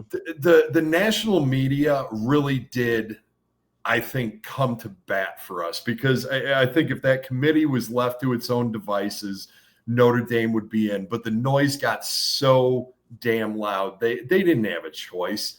It was because they would have looked like fools had they ignored the head-to-head result.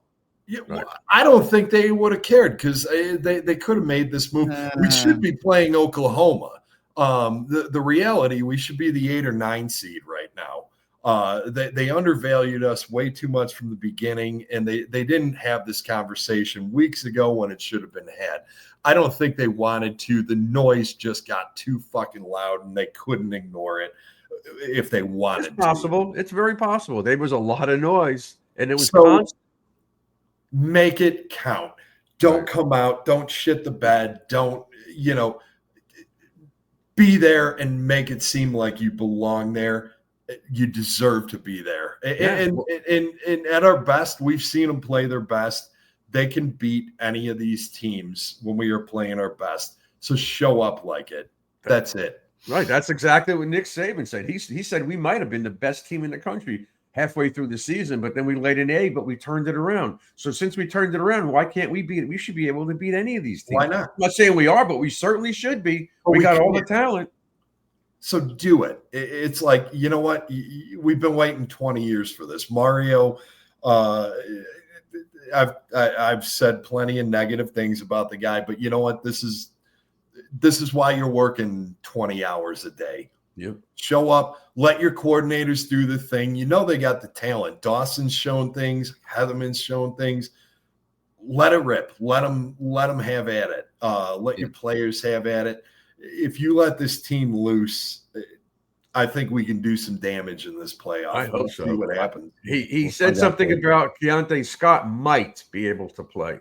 I don't know if he will, but I'd like to think so. That kid's Did really we miss him against? I mean, I'd love to have him back. The kid was he's good. He was dynamite, but we didn't miss him against Pittsburgh. And that Pittsburgh team, they showed up. Narduzzi wanted to upset us in the worst way possible. He sat guys against Notre Dame so that they were ready for us. Well, Keontae Scott could be a spy on the quarterback from Texas. That is true. That's why I want him back, because he's dangerous in the backfield. He makes plays from the safety spot in the backfield. He's really good. Here's another thing, real quick, and then I'll let you guys go because I'm sure there's a couple other guys who want to get on. But I think recruiting may have been a bit of a distraction during those first couple of bye weeks. I really hope this team dials in. You've got no recruiting. Maybe, the portal does open up, but not till January. What's that? Yeah, not until January. So you got 2 games before that's even a thing. Focus. Jake, you're right about that. Ask Gary. He may or may not want to admit it, but that was on the coach's mind during those breaks. Oh, they were chasing whales, and some of it paid off. We got a couple of big Milan Paris. We made some moves, but right now, but they sacrificed being ready for the Louisville game. I didn't feel they Louisville were. Especially SMU. We can blame on the SMU. There were a lot of factors. Yes. Yeah, but Louisville. We were flat. We were shit. The game plan was horrible, and Jeff Brown brought it to us, and we just didn't have enough. Yeah, time but we still tied the game up, and we had a chance to win. We didn't do it. We could have won. We could have won SMU. We should have won SMU. We kind of shit the bed, and the officials basically handed them the tie at the end of the game. But focus. Like 2 weeks, focus. Dial it in, no recruiting, nothing, just win. All right, Jake. I'm sure that's what Gary. All right, Jake. Berlin wants Meister Kane, and he wants who else does he want? Somebody else he wants. Oh, the guy that's on his bed all the time. He wants him on. I think he's going to be your producer next week on the show. All right, Jake. Thank you, man. Thanks, Jakester. Yep, we'll catch you guys later. Yep. We'll see you next time. We'll have a show week after this one. Nice. We'll have another show game week. Yep. We'll see you then. All right, let's go to Mo Solinsky. What's up, Mo? Welcome back. Hey, how you doing, Gary? Doing good. What you got for us? I just want to say congrats. We made it. We're in. Congrats to you guys. Congrats to the coaches and team. I'm really excited. I think right now we're playing our best football, which sometimes, it's good to come in hot, and we are hot right now. And I really think that opening up the offense and Pringle is just an added dimension to this offense. I really think we needed him. And I think the fact that we have him, we're more aggressive on earlier downs. We're running more play action down the field. The outside run game is there. And I think it's going to be really important in the playoff against a team like A&M because you can't just play, like I said, we're talking about earlier, you can't just play A-gap football. We have to be able to mix it up, and that's what we've been doing the last 4 weeks. And this team looks really, really good right now. And I feel very confident against A&M. I think as long as we're not turning, we're safe with the football, I think we're going to be good.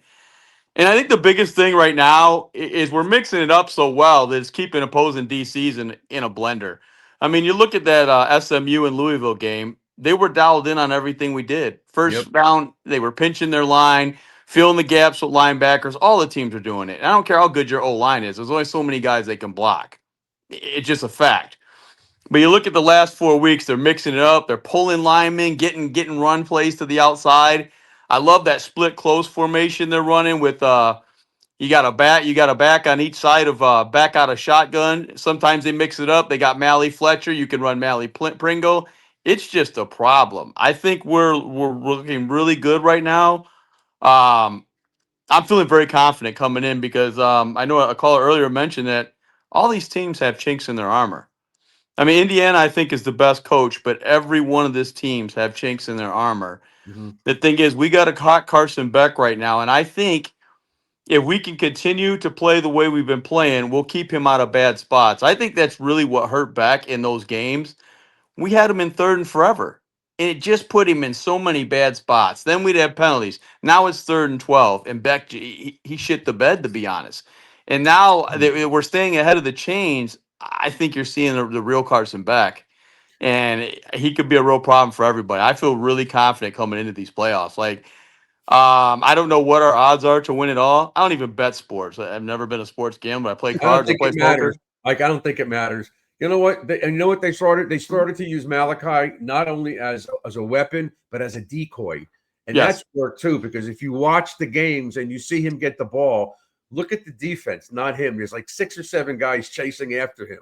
So I hope they continue to do that. Maybe early in this game, use him as a decoy because they're going to expect him to get the ball and they're going to scheme for Malachi. You know they are. So Absolutely. I think that would be another smart. And by the way, in terms of Pringle, that really was the role that we thought that was good. That what's his name, Lyle was going to have, but he never came out. He never got better. He never produced. But that was supposed to be Lyle's position: get to the outside, catch the ball in the flat and run. But Pringle's doing a hell of a job. So you know what? I agree with you. He's a big difference. It's another thing. That's a breakaway guy in the backfield who could take it to the house. We didn't have that. Absolutely. And another thing too that people don't realize, we have other complementary guys that work well with Mally. I mean, you've got Daniels on the outside, you've got Lofton who can make plays, you got Marion, you have Trader, you have guys like that. Josh Moore, I'm sorry if I'm forgetting anybody, Dalen Upshaw. We have guys who can make that, 1 to 3 plays a game and contribute. And Mally's going to get his at the end of the day. He's going to find his touches, and we're going to get him his touches. But at the end of the day, I think we have enough players on our team to be a genuine problem. And you look at A&M. It's funny because that's probably the team. Them and Texas Tech are the teams I know the least about.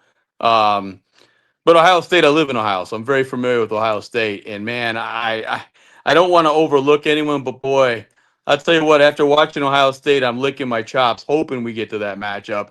It's not saying that. Listen, I don't feel Ohio State is a bad football team. I just feel they're a beatable football team. Nobody's invincible right now, and the reason why I feel that way is because you watch them.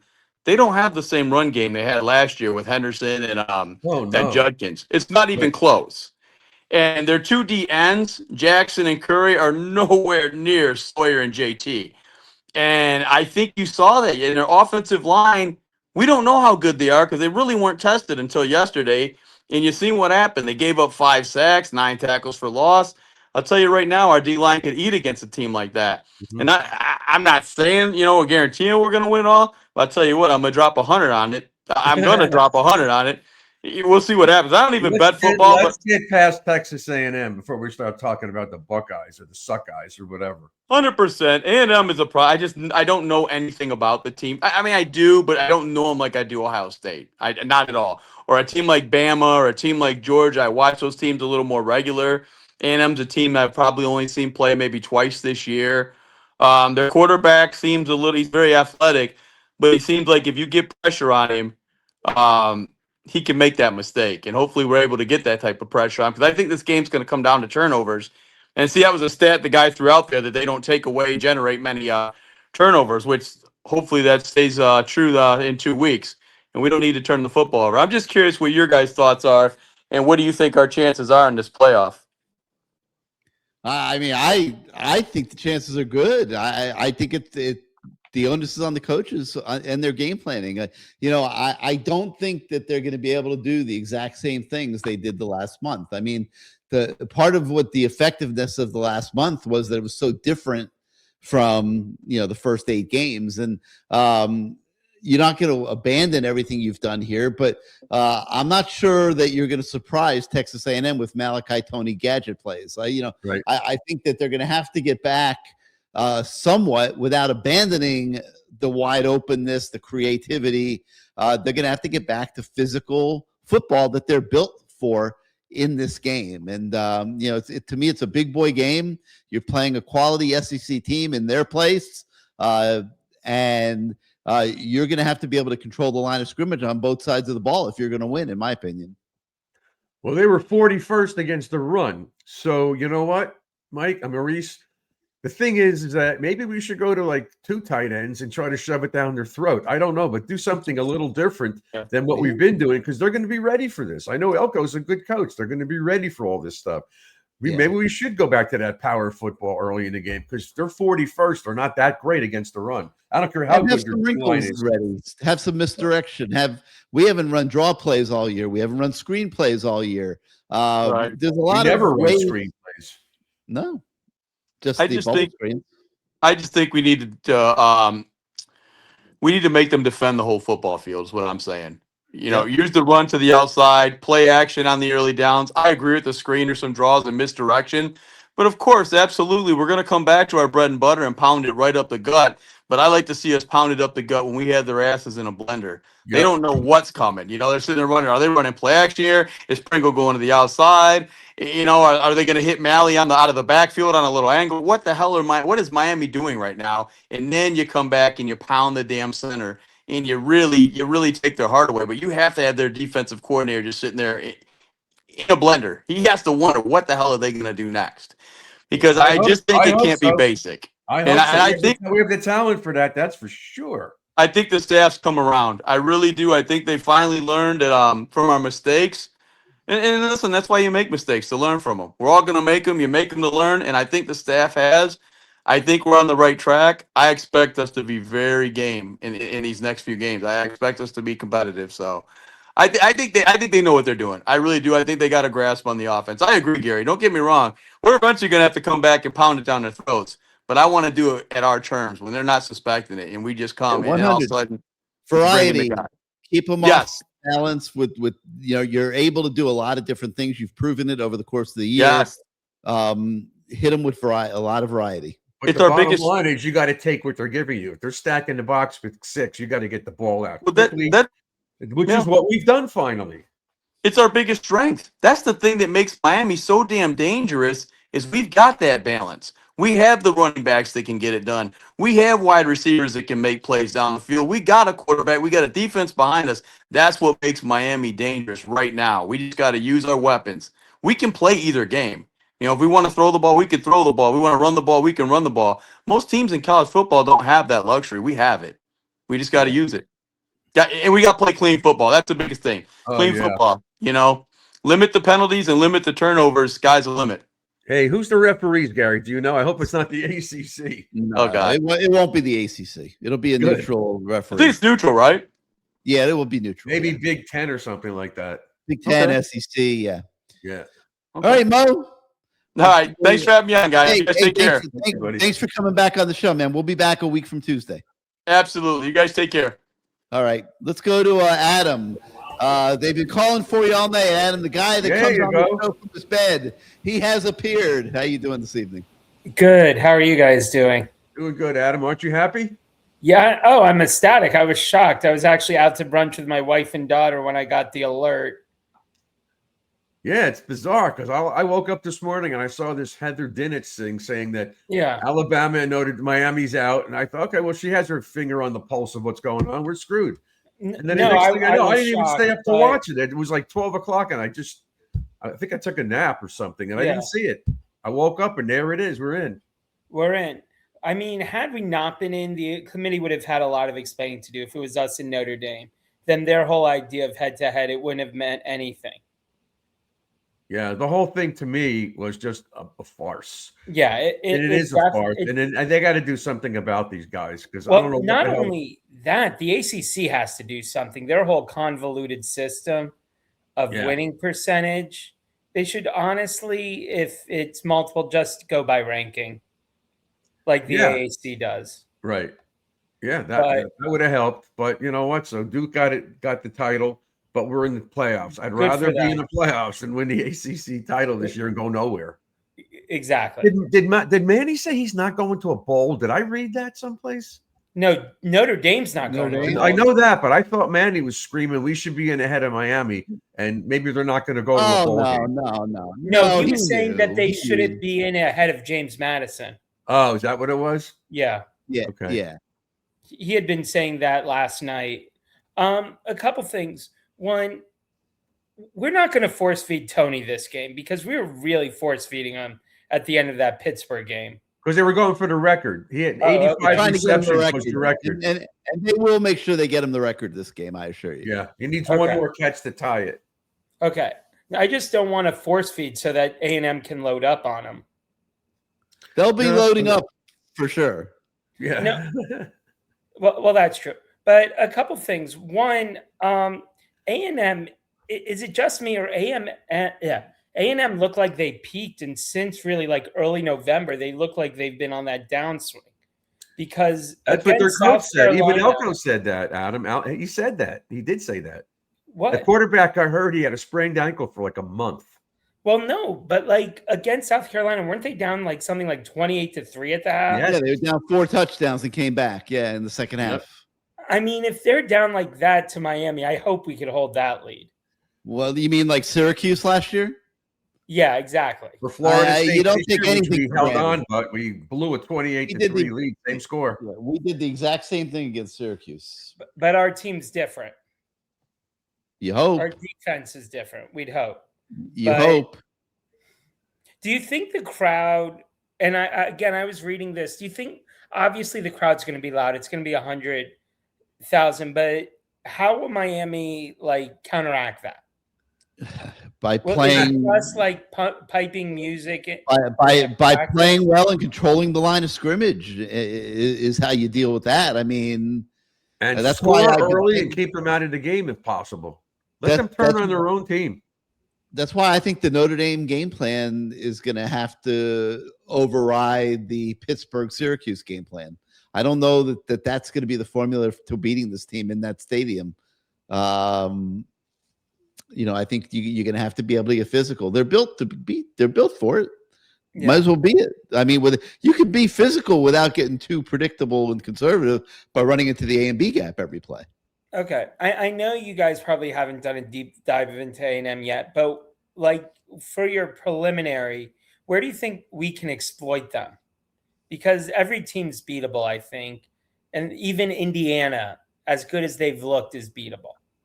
And same with Ohio State. So where do you think we could exploit A&M, even though it be preliminary right now? I mean, offensively, I would say running the football, is definitely one way. I mean, they're not as good in run defense as they are in pass defense and getting after the quarterback. I would say that is certainly one way. And when they played Texas, for example, Texas put up 218 rushing yards, average 6.2 yards a carry. I think that would be a goal for Miami here. I mean, you're going to have to score to beat this team without question. They average 36 points a game.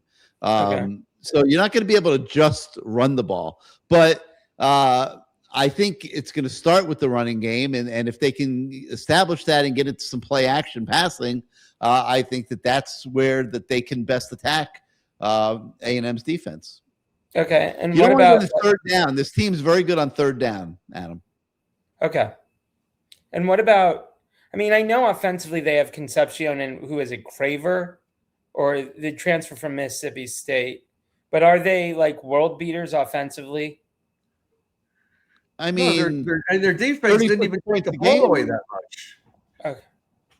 I mean, they got this Casey Concepcion kid. I mean, he's their version of Malachi Toney. I mean, he's pretty damn good. The Craver kid is a speed guy, and they got a redshirt freshman by the name of Ashton Bethel Roman, who's had a pretty nice season. I mean, they have weapons. They're not without weapons. Where they're not particularly dangerous is in the running game. Oh, okay. I know they have Ruben Owens, but other than that, I don't know. Yeah, who else? I mean, he's good. He's a good player. Don't get me wrong, but didn't we recruit him way back when? I don't remember us recruiting Ruben Owens. Oh, okay, maybe it was somebody else. He might have been. I don't remember it. Yeah.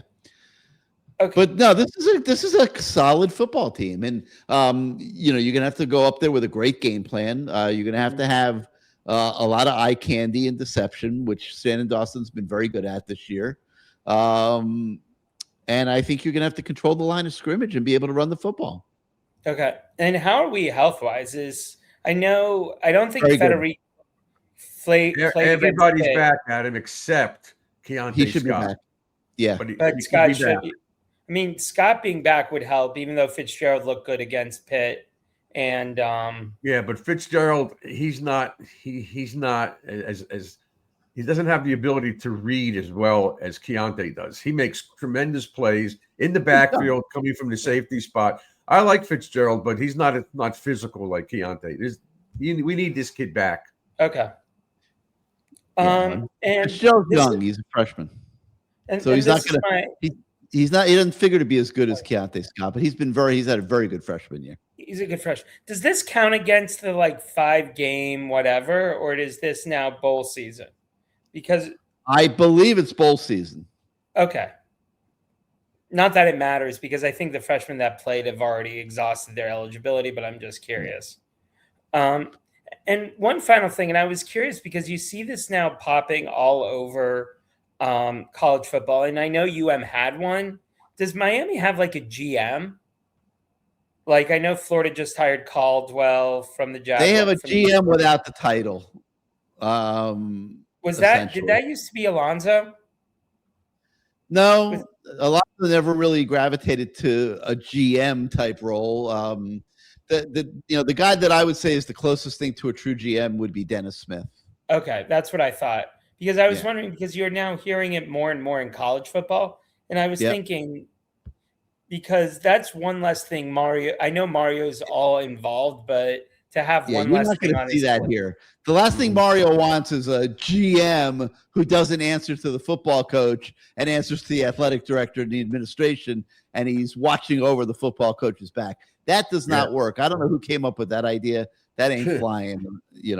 Not with this coach, it's not going to fly. Yeah, okay. No, and then they're going to find out it doesn't fly in Florida either. But okay. Well, thanks for taking my call, guys. Have a great rest of the show.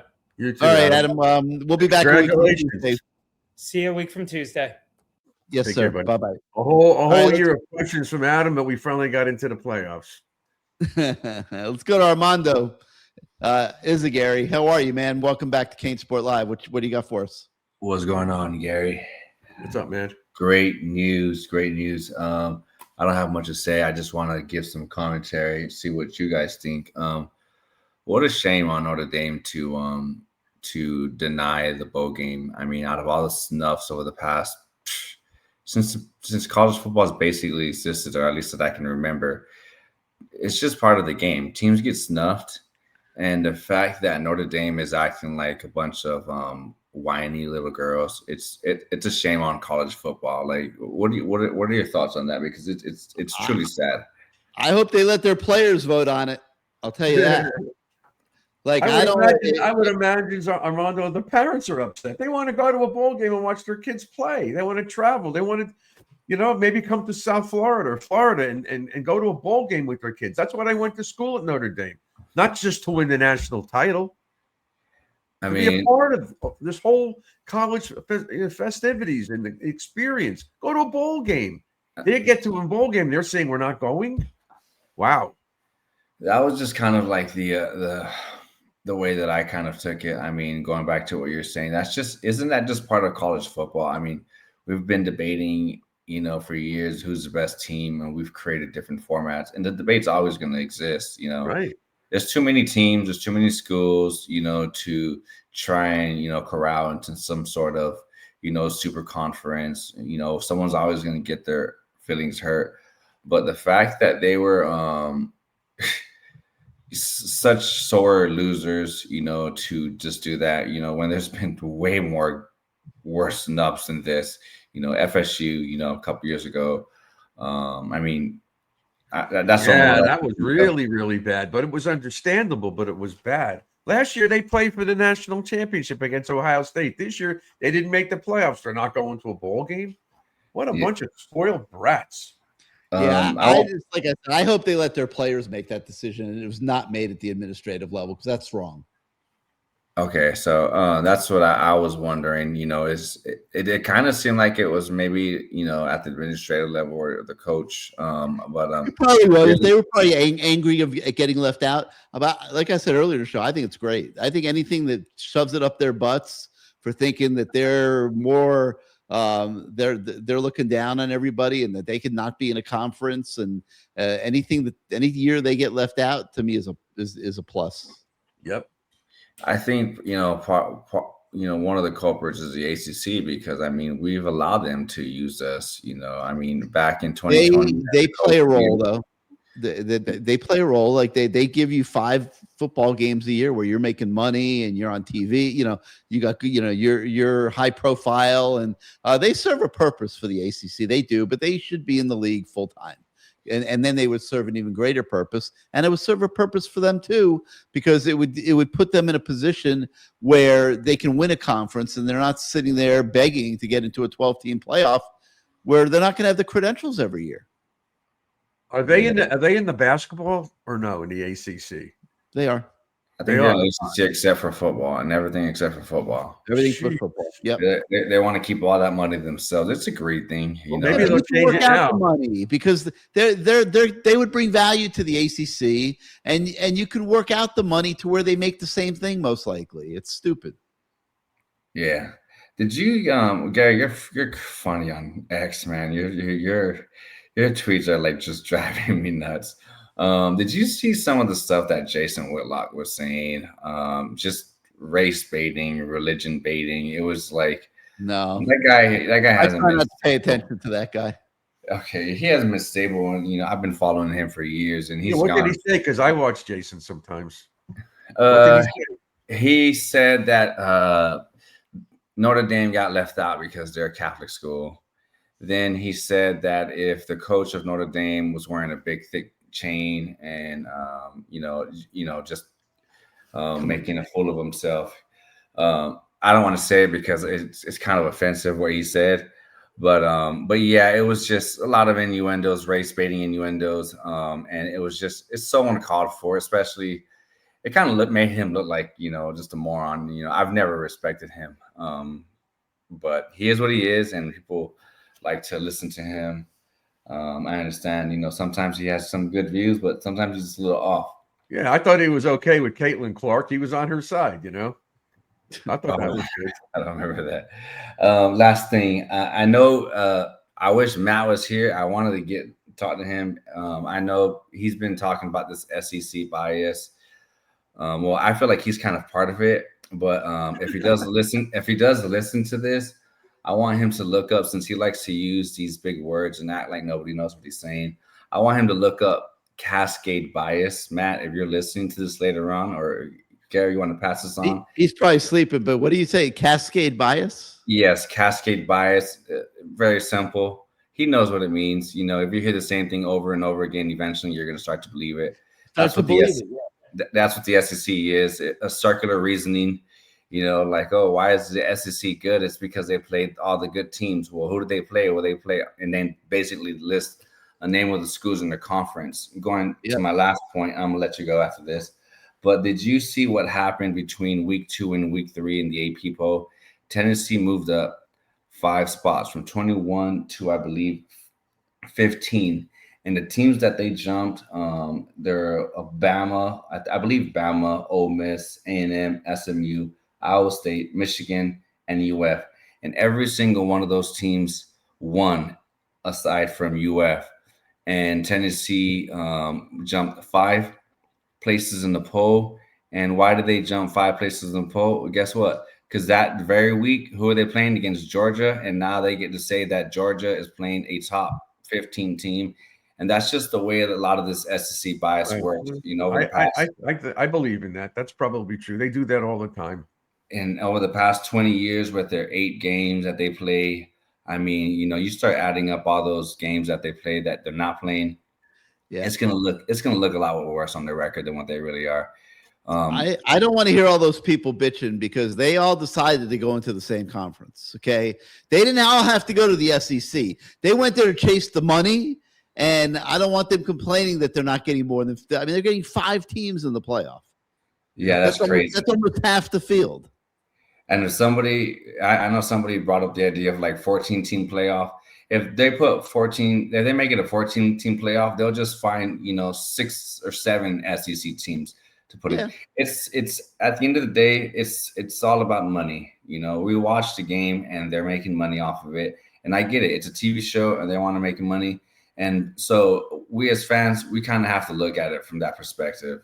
Like they, when they release these bogus rankings, the college football, it's a TV show. That's why they put it right between 2 basketball games last week, because nobody wants to watch basketball, in the month of November, college basketball. So they put it right in between, and hopefully that they can, carry on the momentum into the second leg of that, that doubleheader.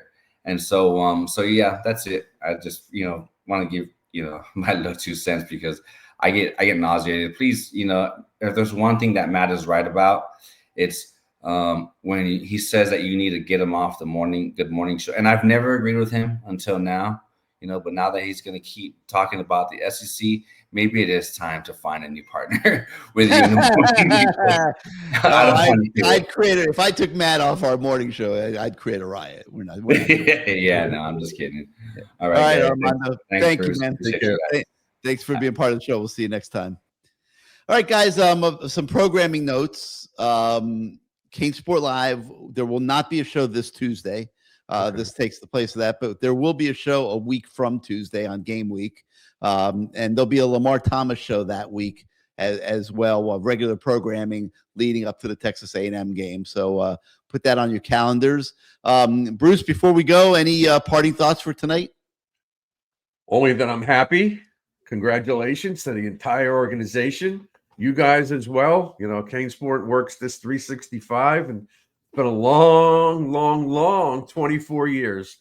But we didn't win the ACC yet, but we're in the playoffs. That's all that matters. Now it'll be nice to beat Texas A&M, because then you could really focus on the portal and move forward without having a black mark on next to your name, losing a bowl game and losing 3 out of the last 4. The recruiting class this year was great, so it looks good. Let's just beat Texas A&M, and I'm not worried about Ohio State. I just want to win this game and just finish off the season on a positive note for a change. Yeah, that'll be nice. The Canes fan is happy in general. And before we go, I know everybody wasn't with us in the first minute of the show, so I want to replay a video that came in from a couple of big Canes fans that I know in Nebraska. And for those that didn't see it at the beginning of the show, I'll throw it up here. It's only a minute long. I think you'll enjoy it. Take a look. Jordan. My name's Brian. And as I'm sure you guys see, the University of Miami just made the playoffs because we beat the crap out of Notre Dame and we kicked them out. So now, in celebration, we are getting ready to jump in this pool. But not just jump in this pool. As you can see, it is 34 degrees and feels like 23. But the air quality says it's good. So everything is fine there. So we're going to jump in this pool, and then we're going to do 6 push-ups for the 6th national championship that we're about to win. Let's go.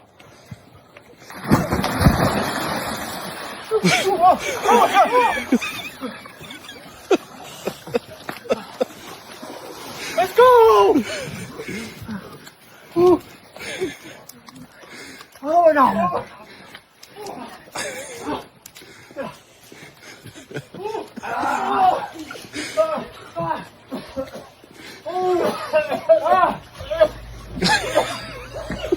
Oh man! That was awesome. And with that, we'll see you next time, everybody. It was awesome. I love that video. Take care, guys.